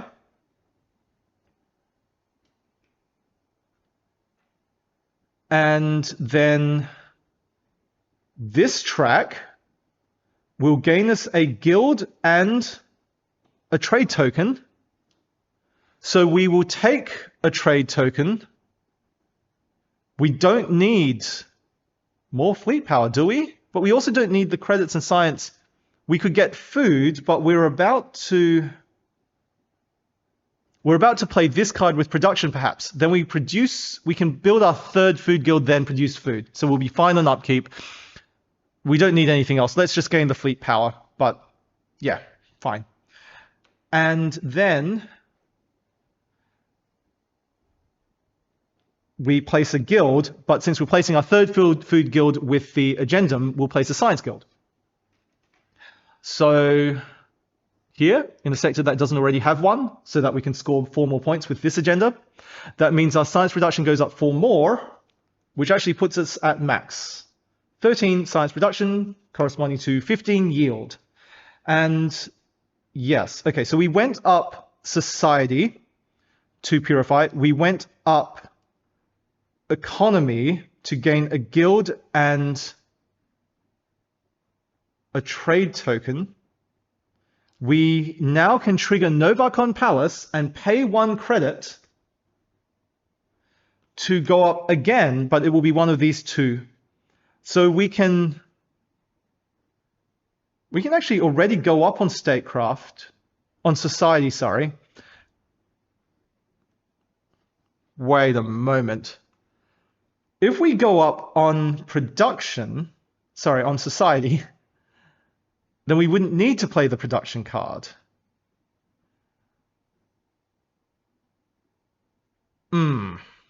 If we went up on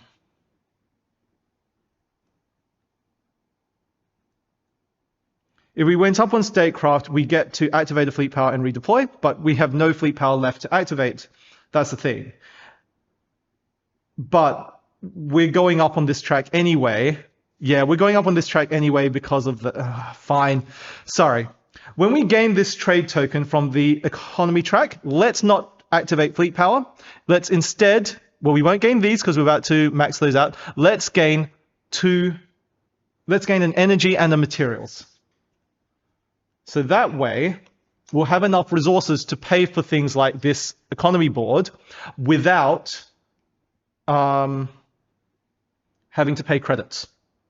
That way we can keep our credits maxed for the sake of this agenda that we're actually about to play as well. Yeah. Okay. So now we pay the credit, which we did, in order to advance on the statecraft track, which will mean we can increase this, right? And then we can redeploy, but there's no need, right? We want to save our forces here to be able to... Oh, see, this is why we could actually... Nah. I was going to say this is why we could actually invade first, so that we lose fleet power to then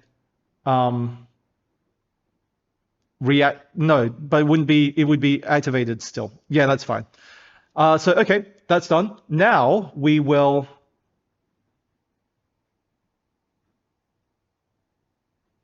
So we've gone up the 3 tracks from doing advanced cloning, which gains us 6 points as well, taking us to 102.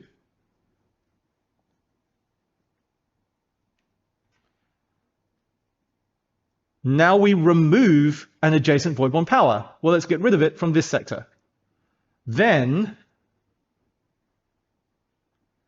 we will invade using this agenda card. So we will send in 3 carriers into this sector. Okay, so we got 3 carriers versus 2 Voidborn. The carriers will create 3 corvettes. We will need 1 stand here. 1 corvette gets blown up by the sector defense. We have more initiative and blow up a Voidborn. This Voidborn retaliates and blows up this corvette. We blow up the Voidborn. We win the sector and get 5 glory, plus all this is 15 points, taking us to 117. We'll lose a glory token at the end of the round. We get to get rid of that sector defense. We gain a bounty, so this is +1 energy and materials. And a reclaim token to place a sector defense here and or gain 2 points. Lovely. So 2 points here takes us to 119 and a sector defense. Then what? We invaded... right, we have to increase our credit production to 12. Okay.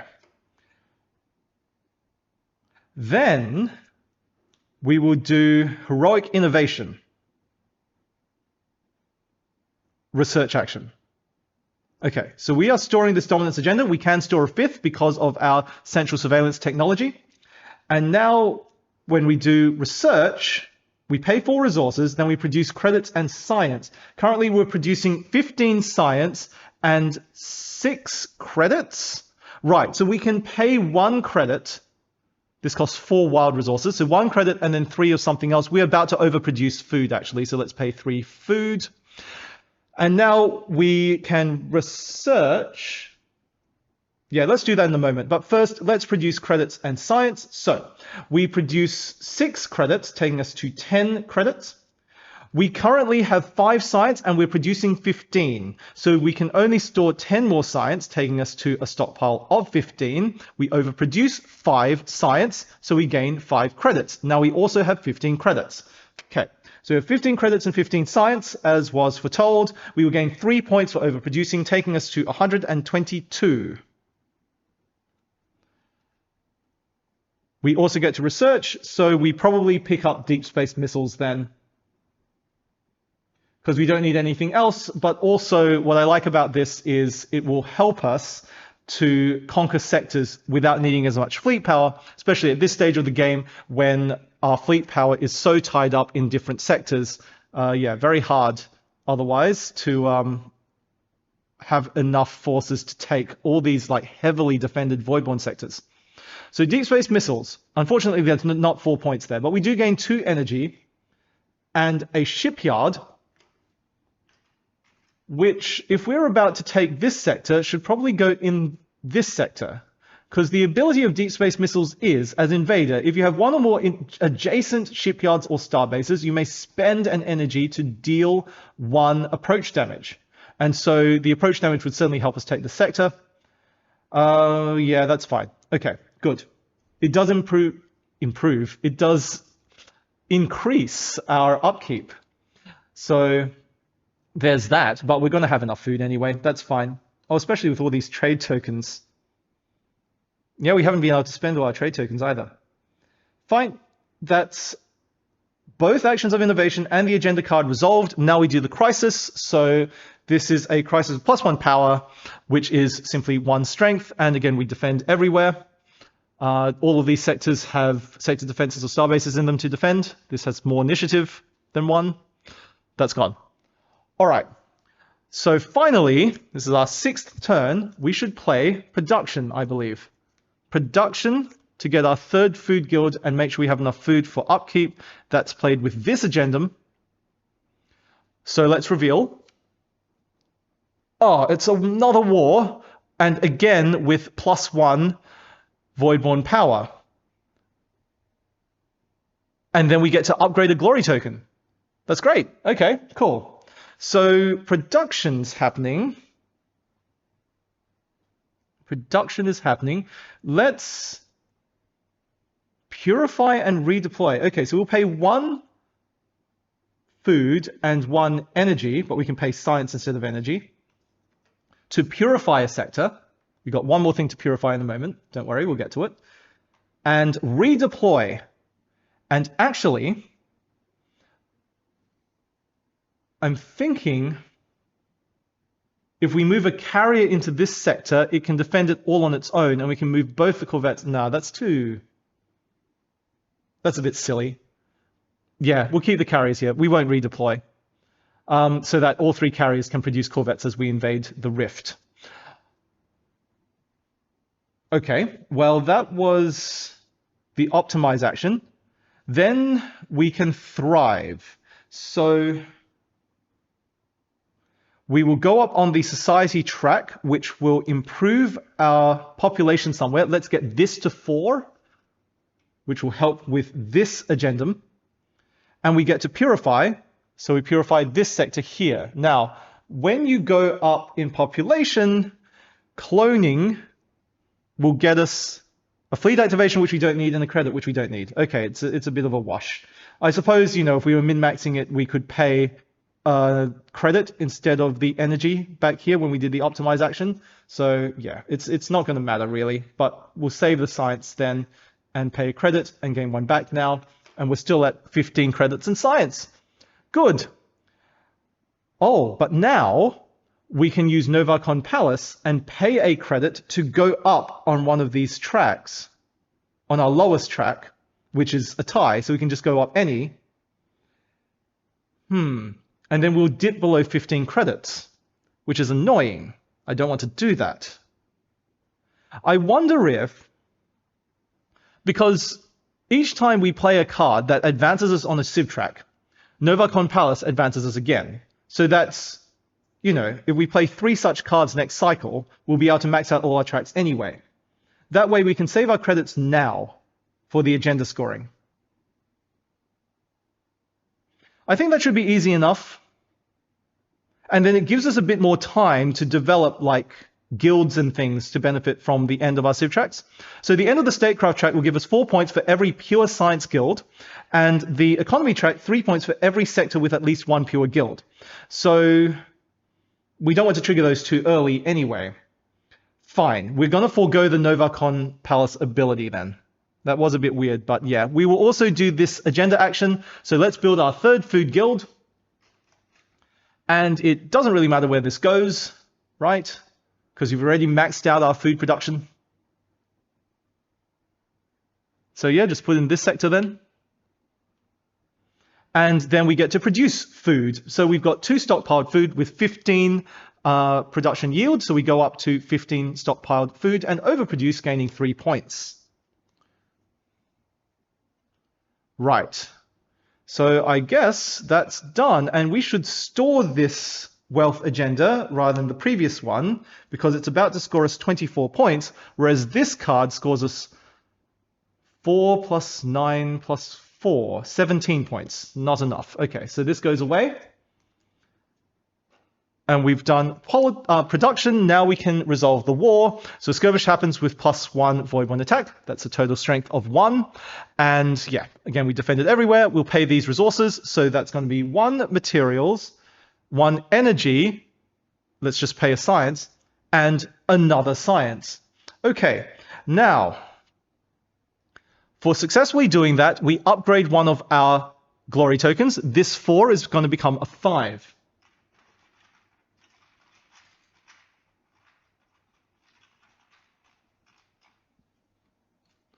Okay. And I believe that ends the cycle. 6 cards, 6 card plays. Good. So evaluation, we resolve this board again, and we defend against a skirmish with +1 attack. And then we pay this again. So 2 science and a materials again. Then we pay upkeep. Well, we've got all these trade tokens, so we just have 4 upkeep here. There's innate upkeep on these sectors, so that's 6, 7, 8. 8 total upkeep. It's 1, 2, 3, 4, 5, 6, 7, 8. So we pay 8 food going down to 7. Now, we will possibly do safe havens. Right. We have a sector here with 6 population and 3 guilds. So I think we'd better do that. Build a safe haven. Eventually, when we get to stage 4 of our civilization treks, we can build 3 more safe haven slots, and then we can build the last one with this sector again at the end of cycle 3. So that's fine. And now we go on to resolve the galactic event. So for having 4 reclaim tokens, we will gain 4 bounty tokens.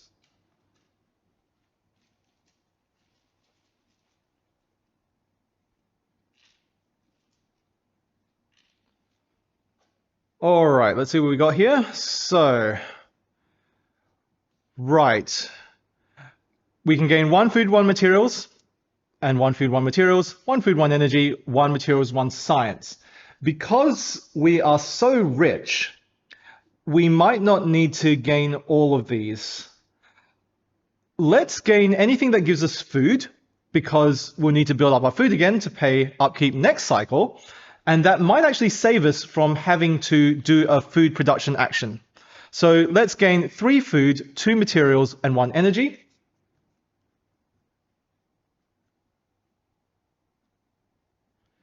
And then this one gains us materials and science. Well, I think we're rich enough now, so let's just gain a victory point from this bounty token, taking us to 126. And finally, we will score our agendas, and we have 5 agendas to score. So our origin card gets us 2 points for every basic tech. There's 2 of them, 4 points. 4 points for every improved tech, 3 of those, 12 points, 14 so far. Wait, 16 so far. 4 plus 12, 16. Okay, I can math. All right, now we have pure guilds, 1 point each. 1, 2, 3, 4, 5, 6, 7, 8, 9, 10, 11, 12, 13. Just double checking that. 2 bankers guilds here. 3, 4, 5, 6, 7, 8, 9, 10, 11, 12, 13. So 13 plus 16 makes 29, taking us to 155. Now, we have this agenda, 8 or more science yield. We have that, so 5 points. Then every sector with at least 1 star base or sector defense, 3 points. 1, 2, 3, 4. 4 times 3 is 12 plus the 5, 17 points, taking us to 172. All right. This one, 3 or more glory tokens, which we have. It's hiding there.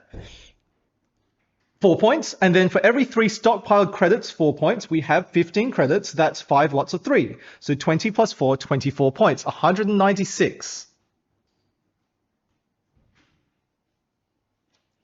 Then, for 3 or more pure food guilds, which we now have, 7 points. For every sector with at least 1 science guild, 4 points. 1, 2, 3. So 12 plus 7, 19. Taking us to 215. And finally, for having our economy track at least at level 2, which we do, 5 points. And then for every sector with at least 4 population, 4 points. 1, 2, 3, 4, 5. That's 25 points, taking us to 240. Excellent.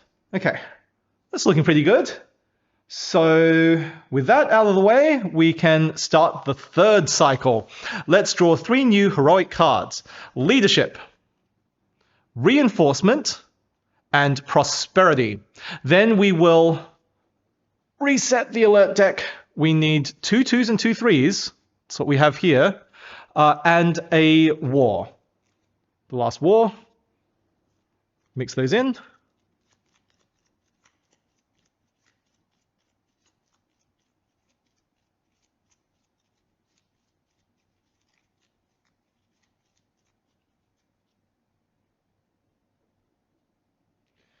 Okay, now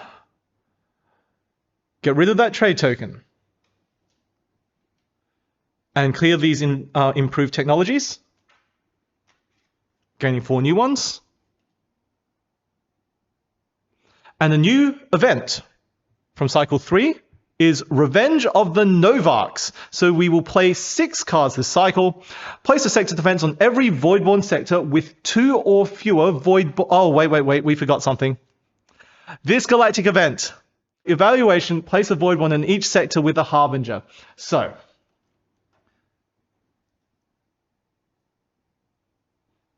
here, here, here, and there. Okay.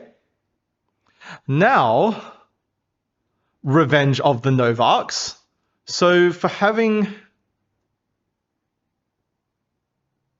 Yes, sector defense on every Voidborn sector with 2 or fewer Voidborn on it, which is here and here. And wow, those sectors are getting pretty tough to take. Okay, all right. Then we must remove a non-home guild if able. Well, we don't care about this materials guild, right? Let's get rid of that.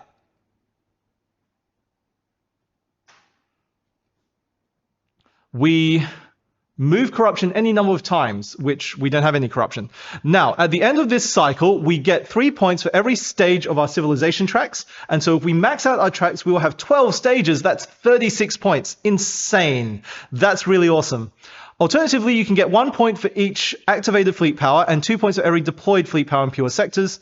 That's not going to score as much as 36, right? So especially when we start tying up this in fleet power in the safe havens. Okay, we get 6 card players. Let's see about potentially doing Reinforcement and Prosperity since the heroic cards are out. And then Heroic Leadership, we could play any card for that. We know we need to invade and probably want a dominance agenda so we can invade 3 times. Although now that the Voidborn is so strong, we might not have the ability to invade 3 times. So, I mean, we should get deep space missiles improved to help with the invasions, but still.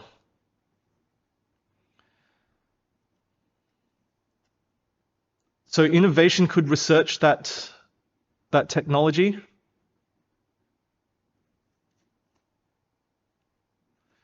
Politics will get us to invade while also advancing on the track for Novacon Palace. We do want to prioritize those. In fact, if we're playing Prosperity, that will also get us up 2 bumps. And then we just need 1 more card that gets us up 2 bumps, and that's Reinforcement. Okay, good. So we're going to max out all our Civ tracks already with these 3 cards alone. And then we've got Innovation and then 2 more cards. Well, we'll definitely play something with Leadership. And then if we play Development, we can actually put out the guilds that we want for scoring, because we will get the economy track maxed, 3 points for every sector with at least 1 guild. Statecraft, 4 points for each pure science guild. And then this agenda, 4 points for each sector with at least 1 pure science guild. So we'll be looking to get out as many science guilds as possible now. That's all we care about. Development will help on that front.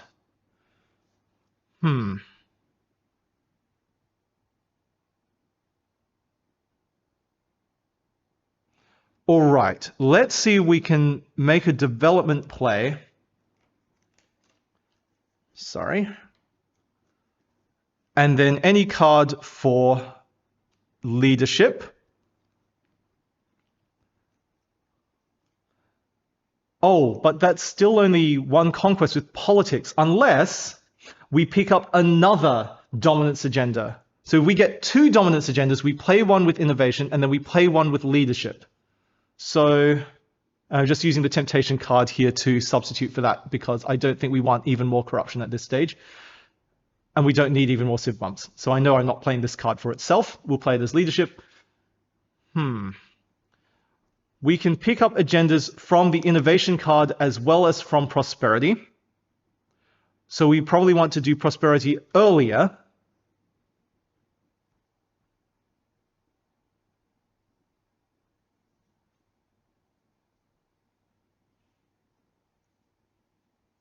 Play prosperity, get a dominance agenda. Play innovation with that agenda, get a new dominance agenda. Play leadership with that dominance agenda. Do we get agendas from any other sources? No. So we are not too concerned about, trying to get something to play with development here. Reinforcement, we have a card to play with that.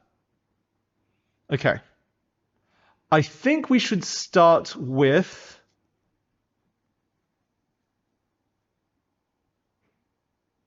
If we start with development, we can spend a trade token so that we can gain another one with this agenda.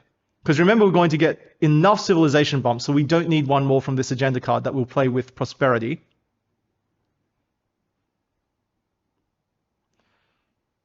So we should use that to gain a trade token.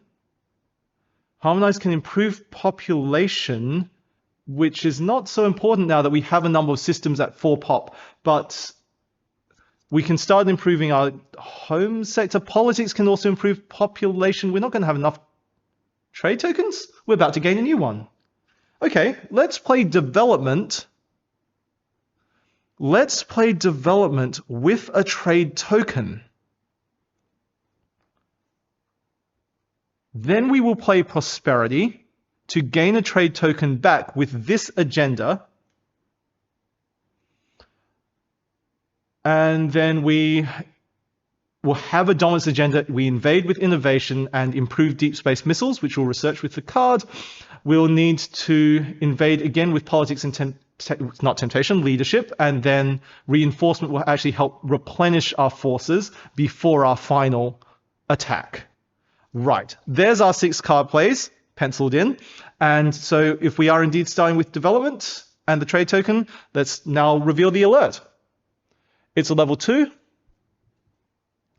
Lost cargo. After you deploy, choose to also spend 5 resources in any combination. You may not use credits. Otherwise, lose a trade token. Well, I don't want to lose a trade token. So spending the 5 resources, we've got excess resources. That's pretty easy.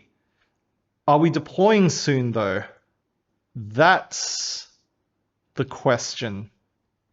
Oh, we're going to deploy with our carriers when we invade. But that's going to be like turn 3 probably. We can save this on the economy board for now. That's all right. So now we will do the 3 actions of development. So we can settle, and actually we can recall this Corvette fleet power because we've got another one here, in order to place a sector defense, which we'll need to keep that safe now. So I could place a shipyard to help with deep space missiles, but I don't think that's gonna... If we want to take this rift eventually, shipyards here are really gonna help. They'll also help when we want to muster with reinforcement, but we can build on the backlines. The heroic reinforcement card also lets us redeploy, so it doesn't matter if we build our forces a bit further back. Okay. Yeah, it's more important that we make sure we can still defend this sector from the Voidborn. Okay, so we place a sector defense. We also get a guild, so let's place a science guild. And then cybernetics triggers and gains us 2 science. We're at 13 science. We also get to harmonize. There's nothing to purify, but we can gain a population, so let's pay 1 science for that. And increase population in our home sector, since we want to get to 4 population in order to improve our agenda here, right? And the thing is, we could improve this one, but remember we do need a sector in which to decrease population for central surveillance when we play politics. So, we are getting another agenda. Oh, we are getting another agenda. But it's going to be too late. Yeah, unless we save development for later, but it's okay. We'll play development now. There's going to be another agenda that won't get used, I think, but that's all right. Now, wait a moment. We've got... We've got the Science Guild. We're now doing this. We increase that population, which means cloning kicks in. We can't activate fleet power. We can't gain a credit, so we have to forego that. That's fine. Oh, unless we pay a credit first to do the first action, grow, which we may as well do. And then we gain the credit back from cloning. So this just places a guild or a sector defense. We'll just place another guild to maximize our scoring. And we should place it here, I think, even though we don't need all this extra science production in this sector, because it's another opportunity to build safe havens with. And while we've shown that we already can complete both safe havens, it just means that we can wait till evaluation to spend some of our fleet power on safe havens, which frees up more fleet power to attack with. Okay, anyway, cybernetics gives us more science, 2 more science. 14 science again. So we've now resolved everything, and we spent the trade token it returns. Okay. Yes. So now this is going onto the economy track. And we'll resolve it when we deploy with our carriers. So our next play would then be prosperity with this agenda, and we don't need to use a trade token on this one, but we'll just gain one back. Okay, so we've chosen that. Now we can look at our alert. Level 3, show of force. Increase the statecraft track while already having 5 or more activated fleet power. And that's, I mean, gosh. That's hard to happen now, because all our fleet power is up here. Or discard this and lose 2 guilds. Ugh, that's... Do we have spare guilds to lose? It's going to cost us lots of points to have to do that. If we place it on the board and never resolve it, that will cost us 5 points. That's probably all right. Do we think we can get away with that? So, prosperity will gain us a trade token. We get 3 points for doing that. I don't think we need anything else from the board. So now we're at 243. We will... Whoops.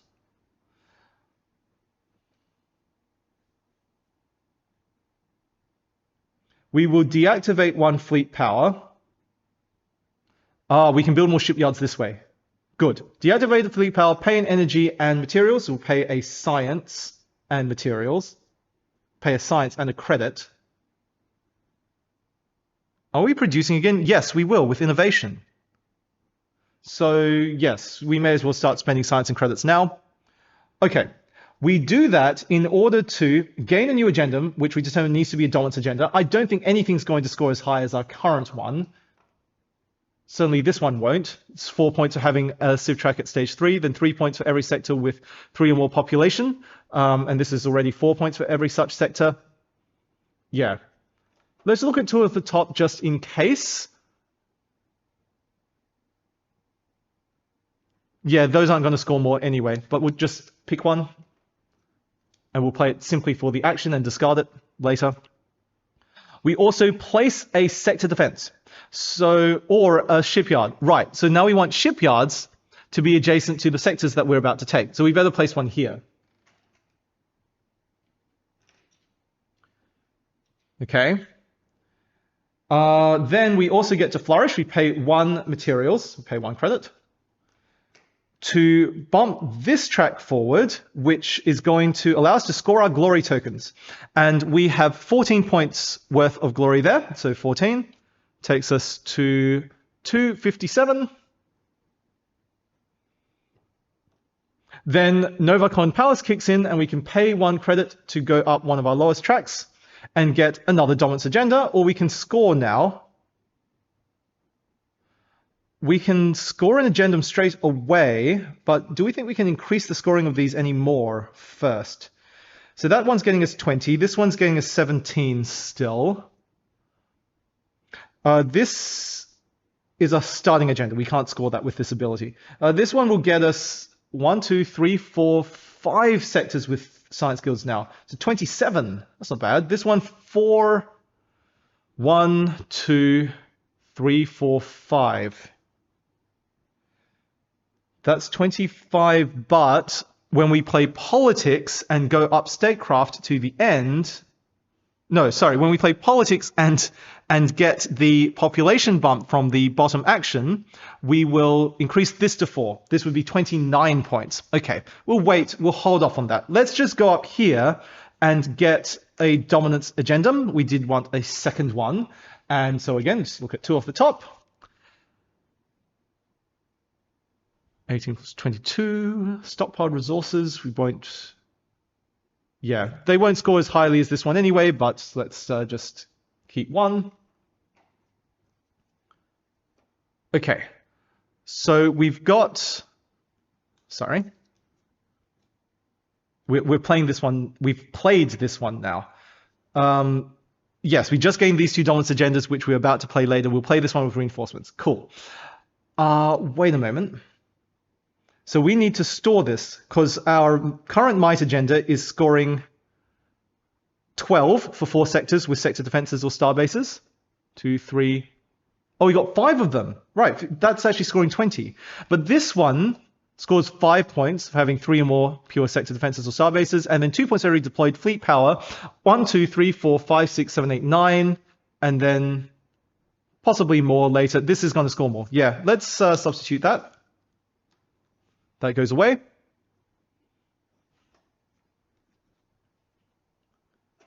So we just went up this track and then went up again. Place a shipyard, gain an agendum. That card is complete. You're going to trade token with the agenda that we've now stored. Okay, so now what to do with you? If we put this out on the economy track, because we're certainly not going to go military and make the skirmishes worse, but we put it on the economy track, we're not going to have as many places to store these harbingers that we're about to accumulate. Oh, there's a heroic prosperity card. How did I forget that? Let's resolve that instead. Okay, just a moment. Let's just reconfigure some of these things first, because we certainly wanted to play this instead of regular prosperity. We will not have to pay this cost to pick up an agenda, but we don't get to place an installation. We then definitely want to use a trade token with this so that we can trigger this action, get rid of harbingers. So we'll just get rid of a harbinger from the track first. And you can gain another trade token, but yeah, all right. But we'll lose a guild. There's no more trade tokens to gain. We'll have to forego that. Lose a guild. Which is actually a bit painful, but we don't need multiple science guilds here. I mean, that's going to forego 4 points from this, but that's all right. It's better to do that because removing the Harbinger costs the Voidborn 10 points. And then here, it will actually cost us an extra resource to resolve this action, so we'll pay another credit. We still go up on the economy track and then again on the statecraft track, but we also gain 4 resources. So now we can gain probably food, so we don't need to worry about producing food to be able to pay upkeep. Okay, so we resolve that, and now this trade token returns. So I guess now this thing is probably a bit safer to go out on the economy board because we're clearing more of these harbingers, and we can clear another one with leadership. Okay, cool, that's done. So that was prosperity. Now we play innovation with a dominance agendum so we can invade. All right. And then now, since we don't have a use for further agenda cards, we won't use a trade token with this card. We'll just do the top two actions. Okay. So let's reveal the crisis. It's a war. The Voidborn will invade with +5 initiative. Then for successfully defending 2 Voidborn on adjacent sectors. Man, this just gets harder and harder to take. Okay. We'll automatically defend the skirmish because the Voidborn has strength 0. So the initiative doesn't matter. But this effect is really painful. Okay. We're going to invent, so we will pay 2 science to gain improved deep space missiles. That's going to gain us 6 points, taking us to 263. And a shipyard or redeploy, but let's gain the shipyard. And I think we still place it here and still try and go for that rift, but it's going to get harder and harder now. Well,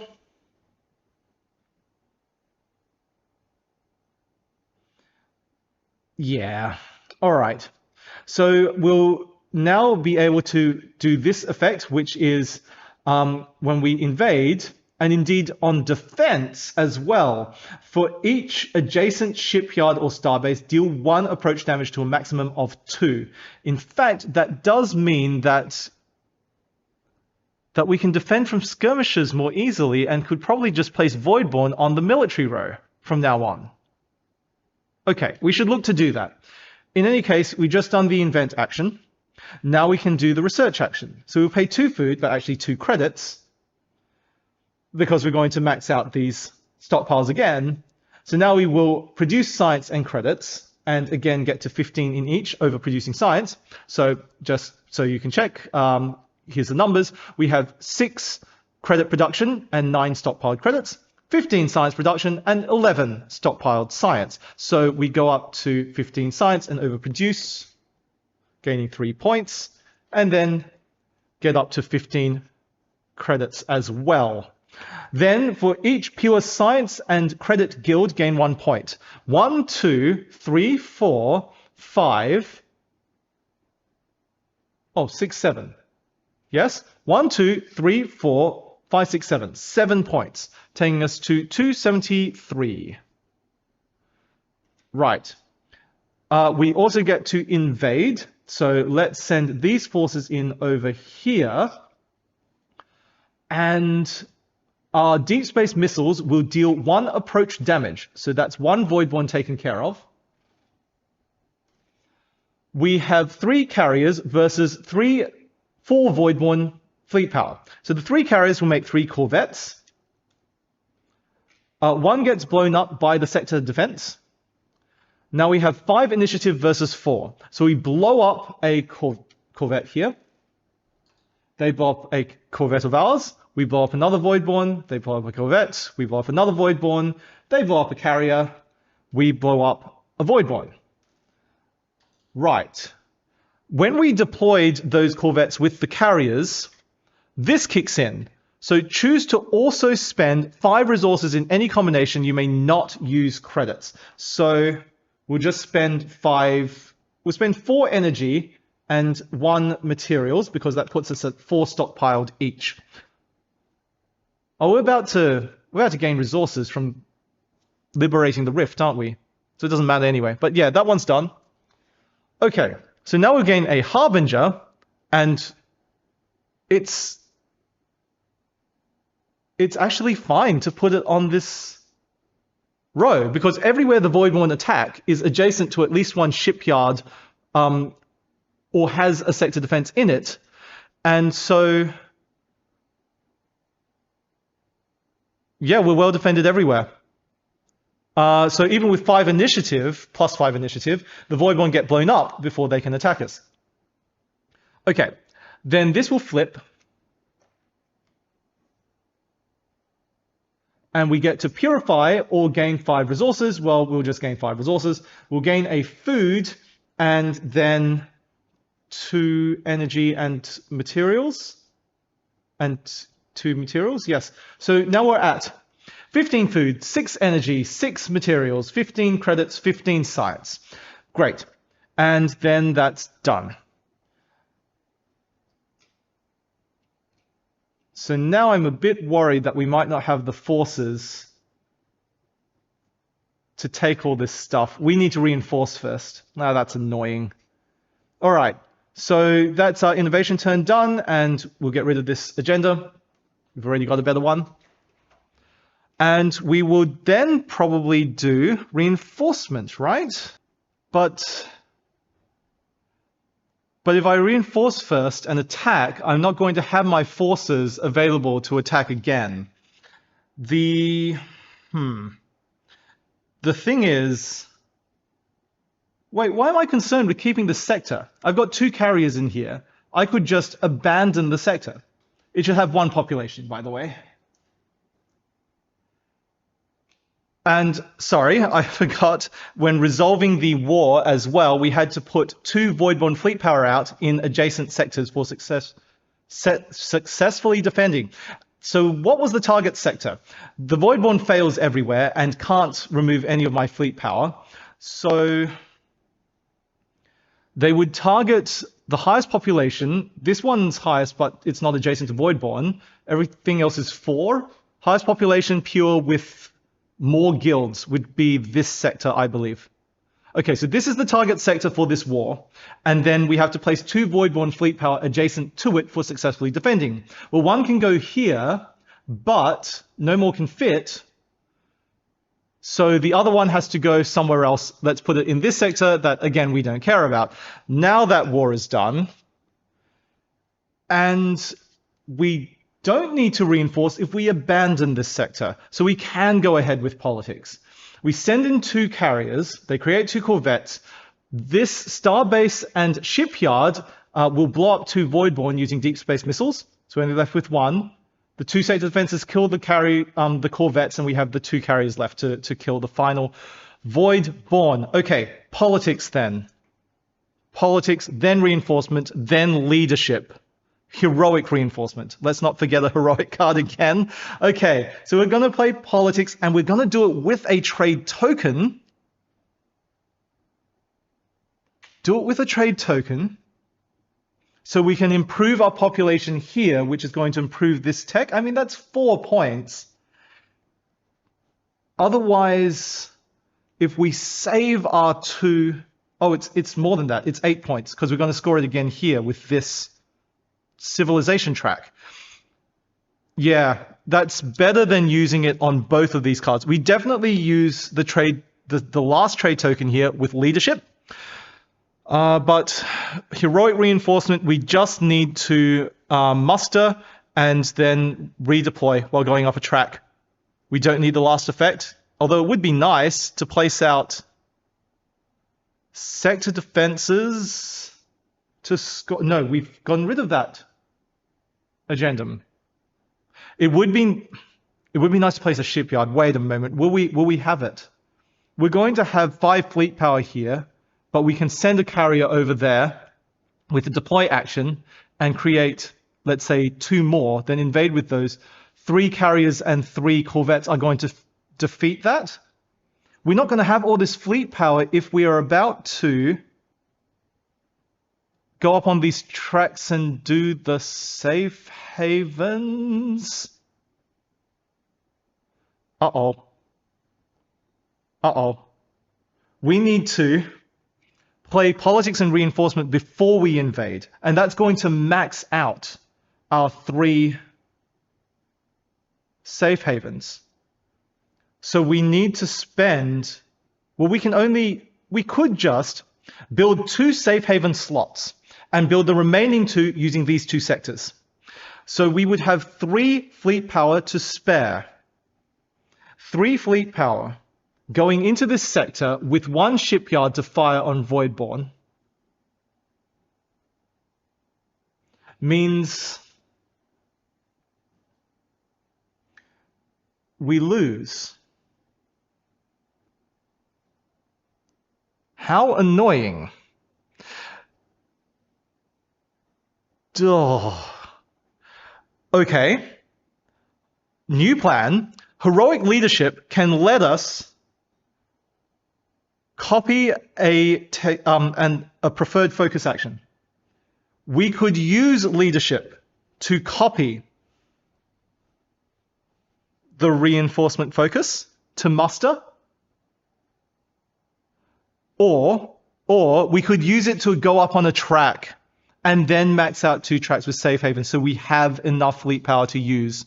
So then reinforcement, we still need the redeploy action, but we might forego the civ track bump. This is really weird.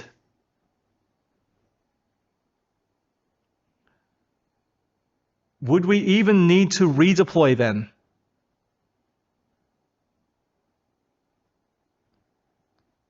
No? Yes?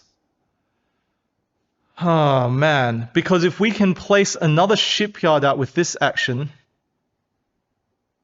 then we can fire twice and that'll be even easier to take.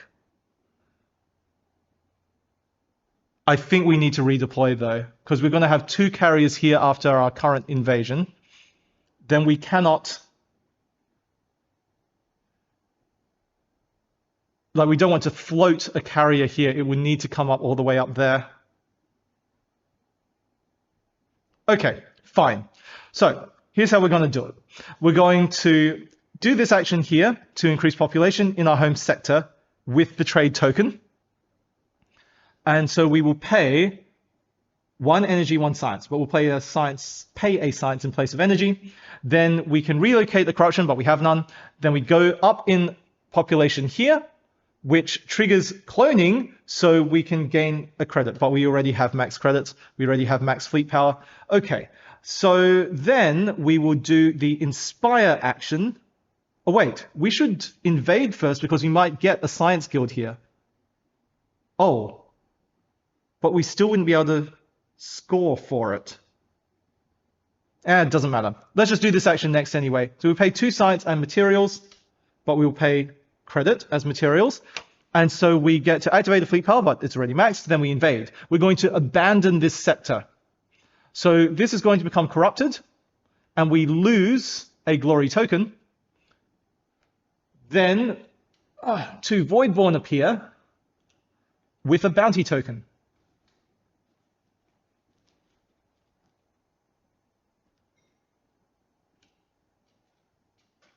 Okay, now we have 2 carriers versus 3 Voidborn. The carriers will create 2 corvettes. We have a starbase and a shipyard adjacent to this sector, so they will fire with 2 approach damage, killing 2 of the Voidborn. Their 2 sector defenses will kill the 2 corvettes. Now we have 2 initiative versus 1, so we blow up the remaining Voidborn and win the sector. We get 3 glory and now score 15 points, taking us to 288. Clearing these sector defenses. Picking up a Harbinger, which... Well, just how much can we defend?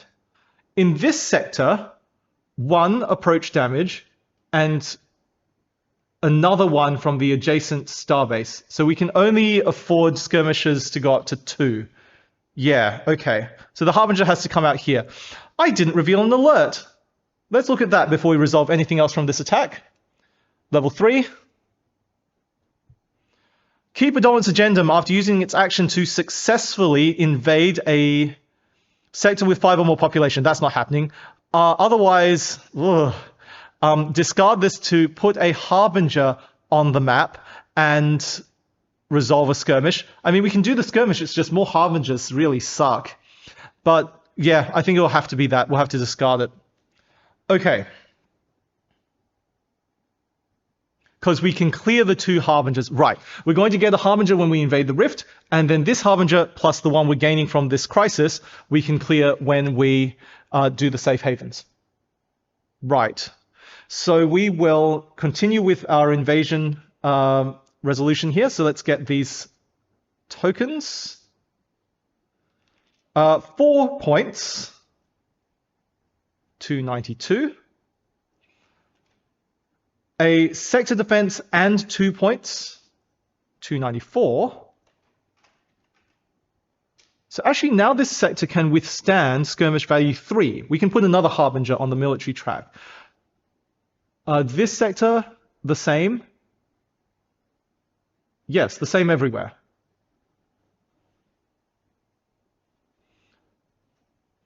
This sector is fine as well. It's adjacent to this star base, so that's an approach damage, 3 approach damage.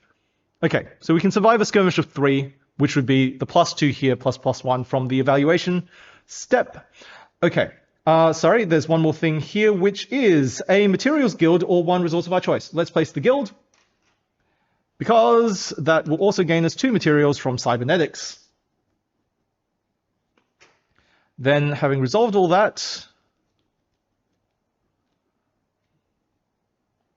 we can go on to this action, Inspire, pay 2 science to go up on the statecraft track. Now remember, we don't have to pay fleet power, deactivate it because of the cloning tech. So we will gain 4 points for every pure science guild. We have 1, 2, 3, 4, 5. 5 science guilds for 20 points, taking us to 314. Then we pay 1 credit for Novacon Palace to go up another track. Oh, right. And for maxing this, we can build a safe haven, removing that Harbinger. Now, we can go up again, but we don't want to sacrifice any more fleet power. So it's going to have to be this track. This is going to let us score an agendum, which should be this one, right? Because now, oh no, we haven't purified the sector. But still, we've got 1, 2, 3, 4, 5, 6. Oh, right, we increased this population, yes. So 24 plus 5, 29 points from that one, which is more than any of the others.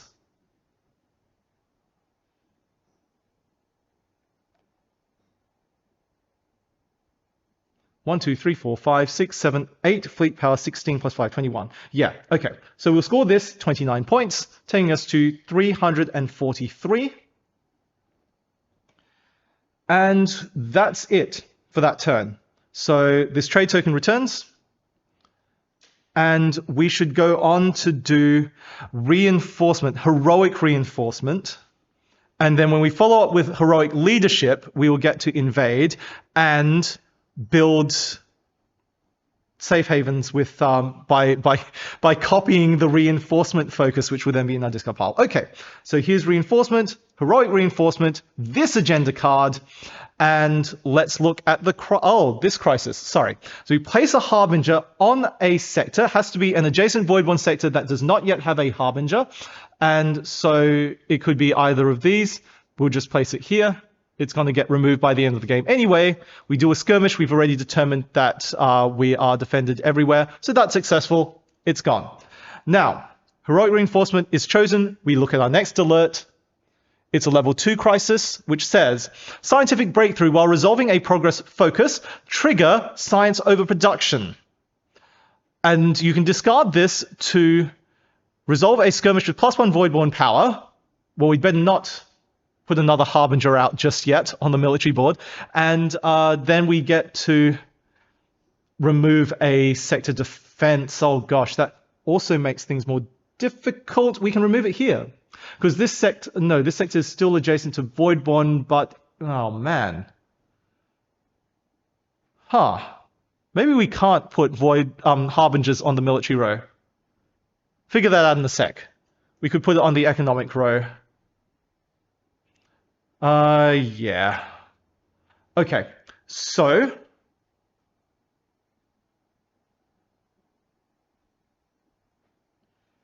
heroic reinforcement. We are doing the top 2 actions.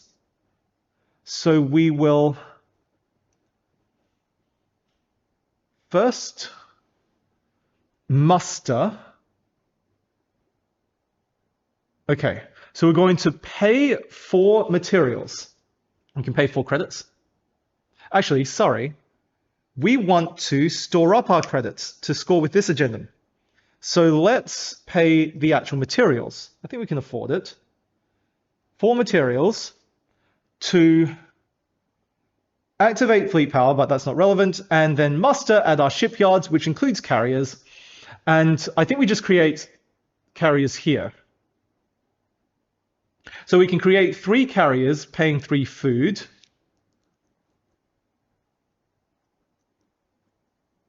Maybe create 1 carrier and a corvette, because we are only going to have so much fleet power to play with anyway. We'll create a carrier here for 1 food.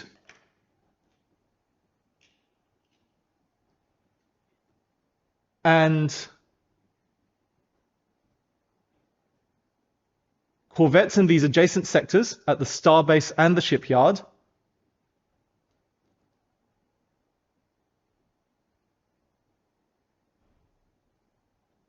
No, we don't need all that fleet power. I guess it doesn't matter.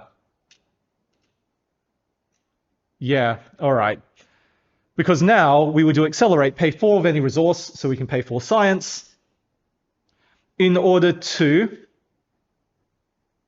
redeploy.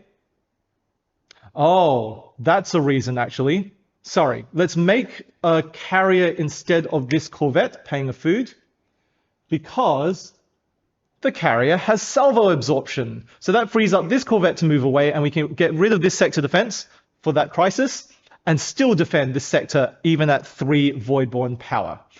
Okay, now, so we paid the extra food, good. Now we can redeploy. So 1, this carrier moves across, 2, 3, and then a corvette can move 2, 4. Okay, so we moved 4 times. This corvette fleet stand is no longer needed.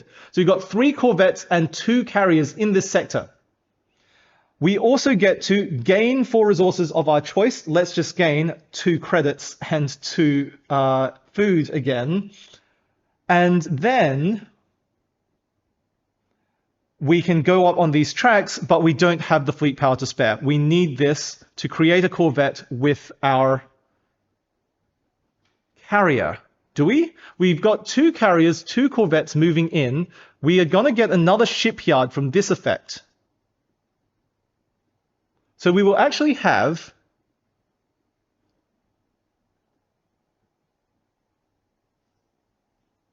we can save ourselves from spending credits for the Novacon Palace ability by going up once here and then once with leadership. That way, we will be able to score 4 more points from this card for having the next 3 threshold of stockpiled credits. So really, if we think we can get away with just this power, 2 carriers and 2 corvettes move in, 2 of these Voidborn get blown up by the 2 shipyards that we'll have, 1 corvette gets blown up, we've got 3 power versus 2, yeah, from their sector defense, and we win.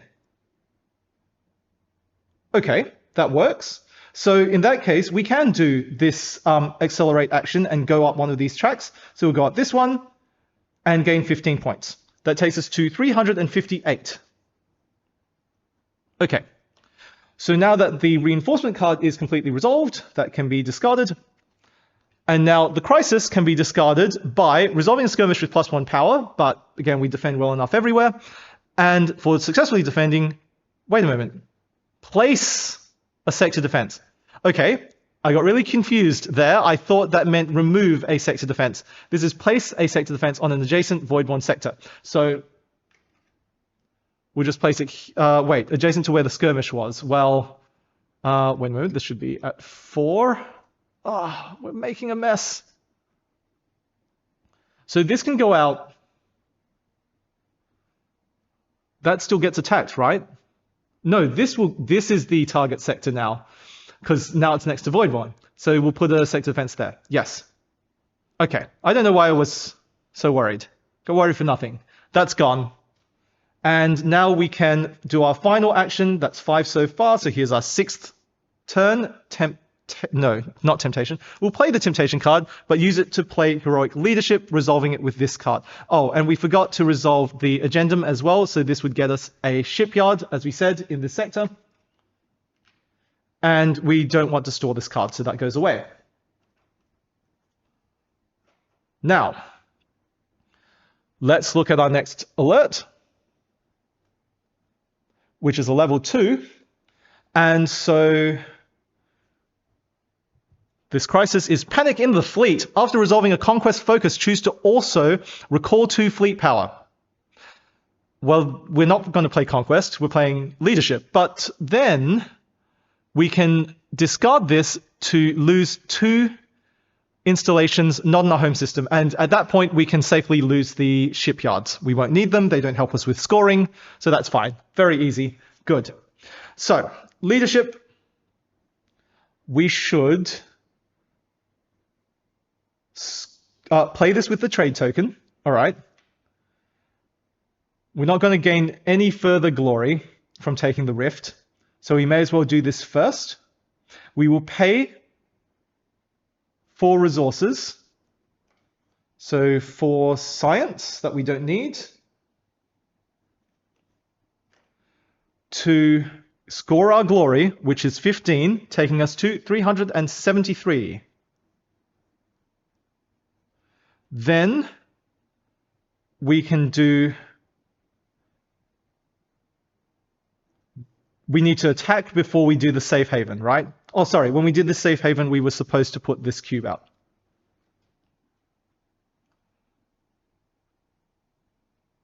Oh, no, we weren't. We're about to when we do this one.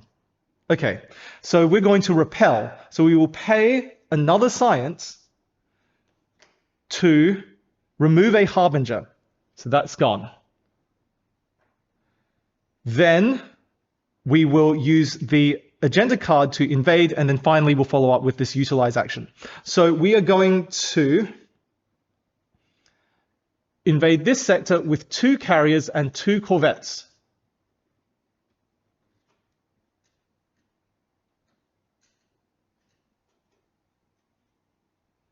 Now, the sector defense there deals 1 approach damage to us. Our 2 shipyards deal 2 approach damage to them.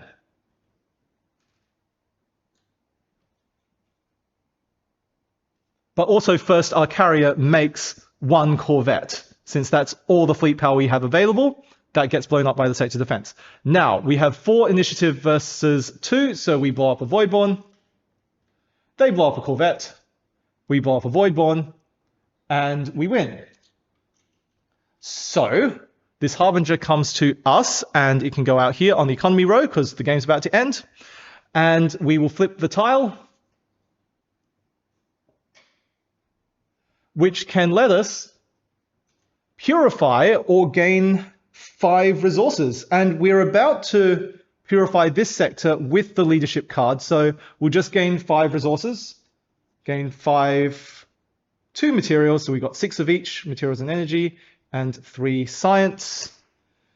So 15 food, 6 energy, 6 materials, 15 credits, 3 science. And we will then not store this card. Okay. We will score for our glory. We have 15 glory here, so we score and get to 388. And I guess that's it. We forgot to do central surveillance with politics again, didn't we? So our glory should actually be...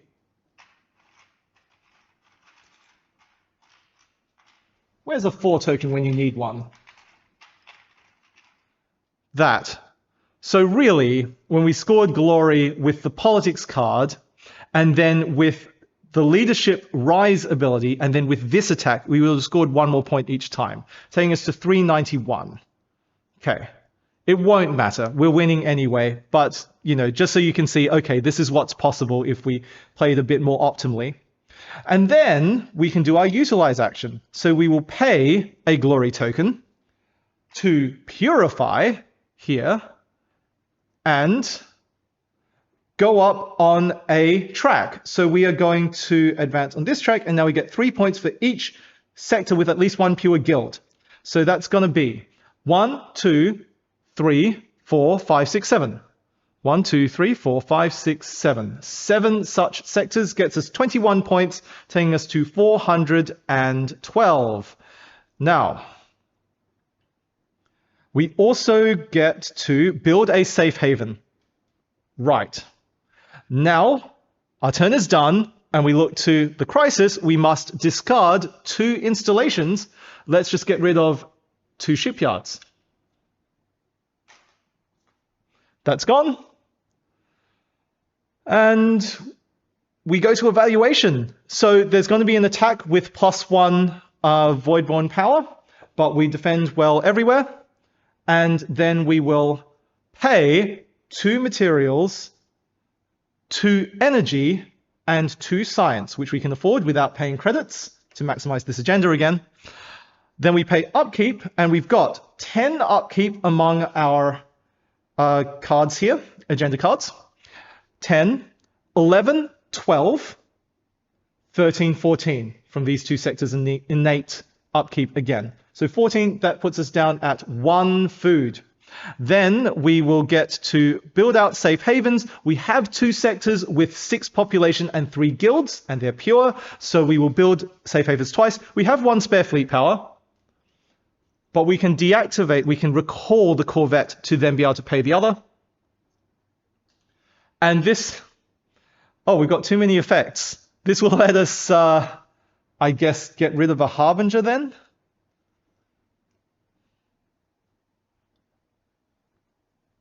Just for lols.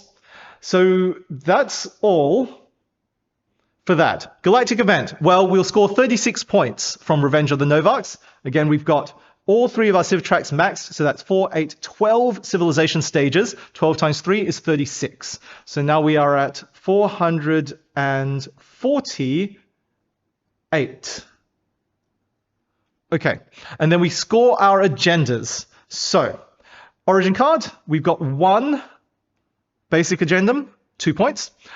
4 improved ones, so 16 points. That's 18 so far. Each pure guild, 1 point. So 1, 2, 3, 4, 5, 6, 7, 8, 9, 10, 11, 12, 13. 13 still. 6, 7, 8, 9, 10, 11, 12, 13, 14. Wait a minute. 1, 2, 3, 4, 5, 6, 7, 8, 9, 10, 11, 12, 13, 14. So 14 plus the 18, 32, takes us to 480. Then, for having 3 or more sector defenses or star bases, which we very much do, 5 points. Every deployed fleet power, 2 points. So that's 1, 2, 3, 4, 5, 6, 7, 8, 9, right? Because our other 5 fleet powers there. So 18 plus the 5, 23, 503. And 3 or more glory tokens, which we have, 4 points. Every 3 stockpiled credits, 4 points, and we have 15 credits, so that's 20 plus the 4. 24 takes us to 527. For 3 or more pure food guilds, 7 points. Then for each sector having at least 1 pure science guild, 4 points, so 7 plus 1, 2, 3, 4, 5. So 27 takes us to 554.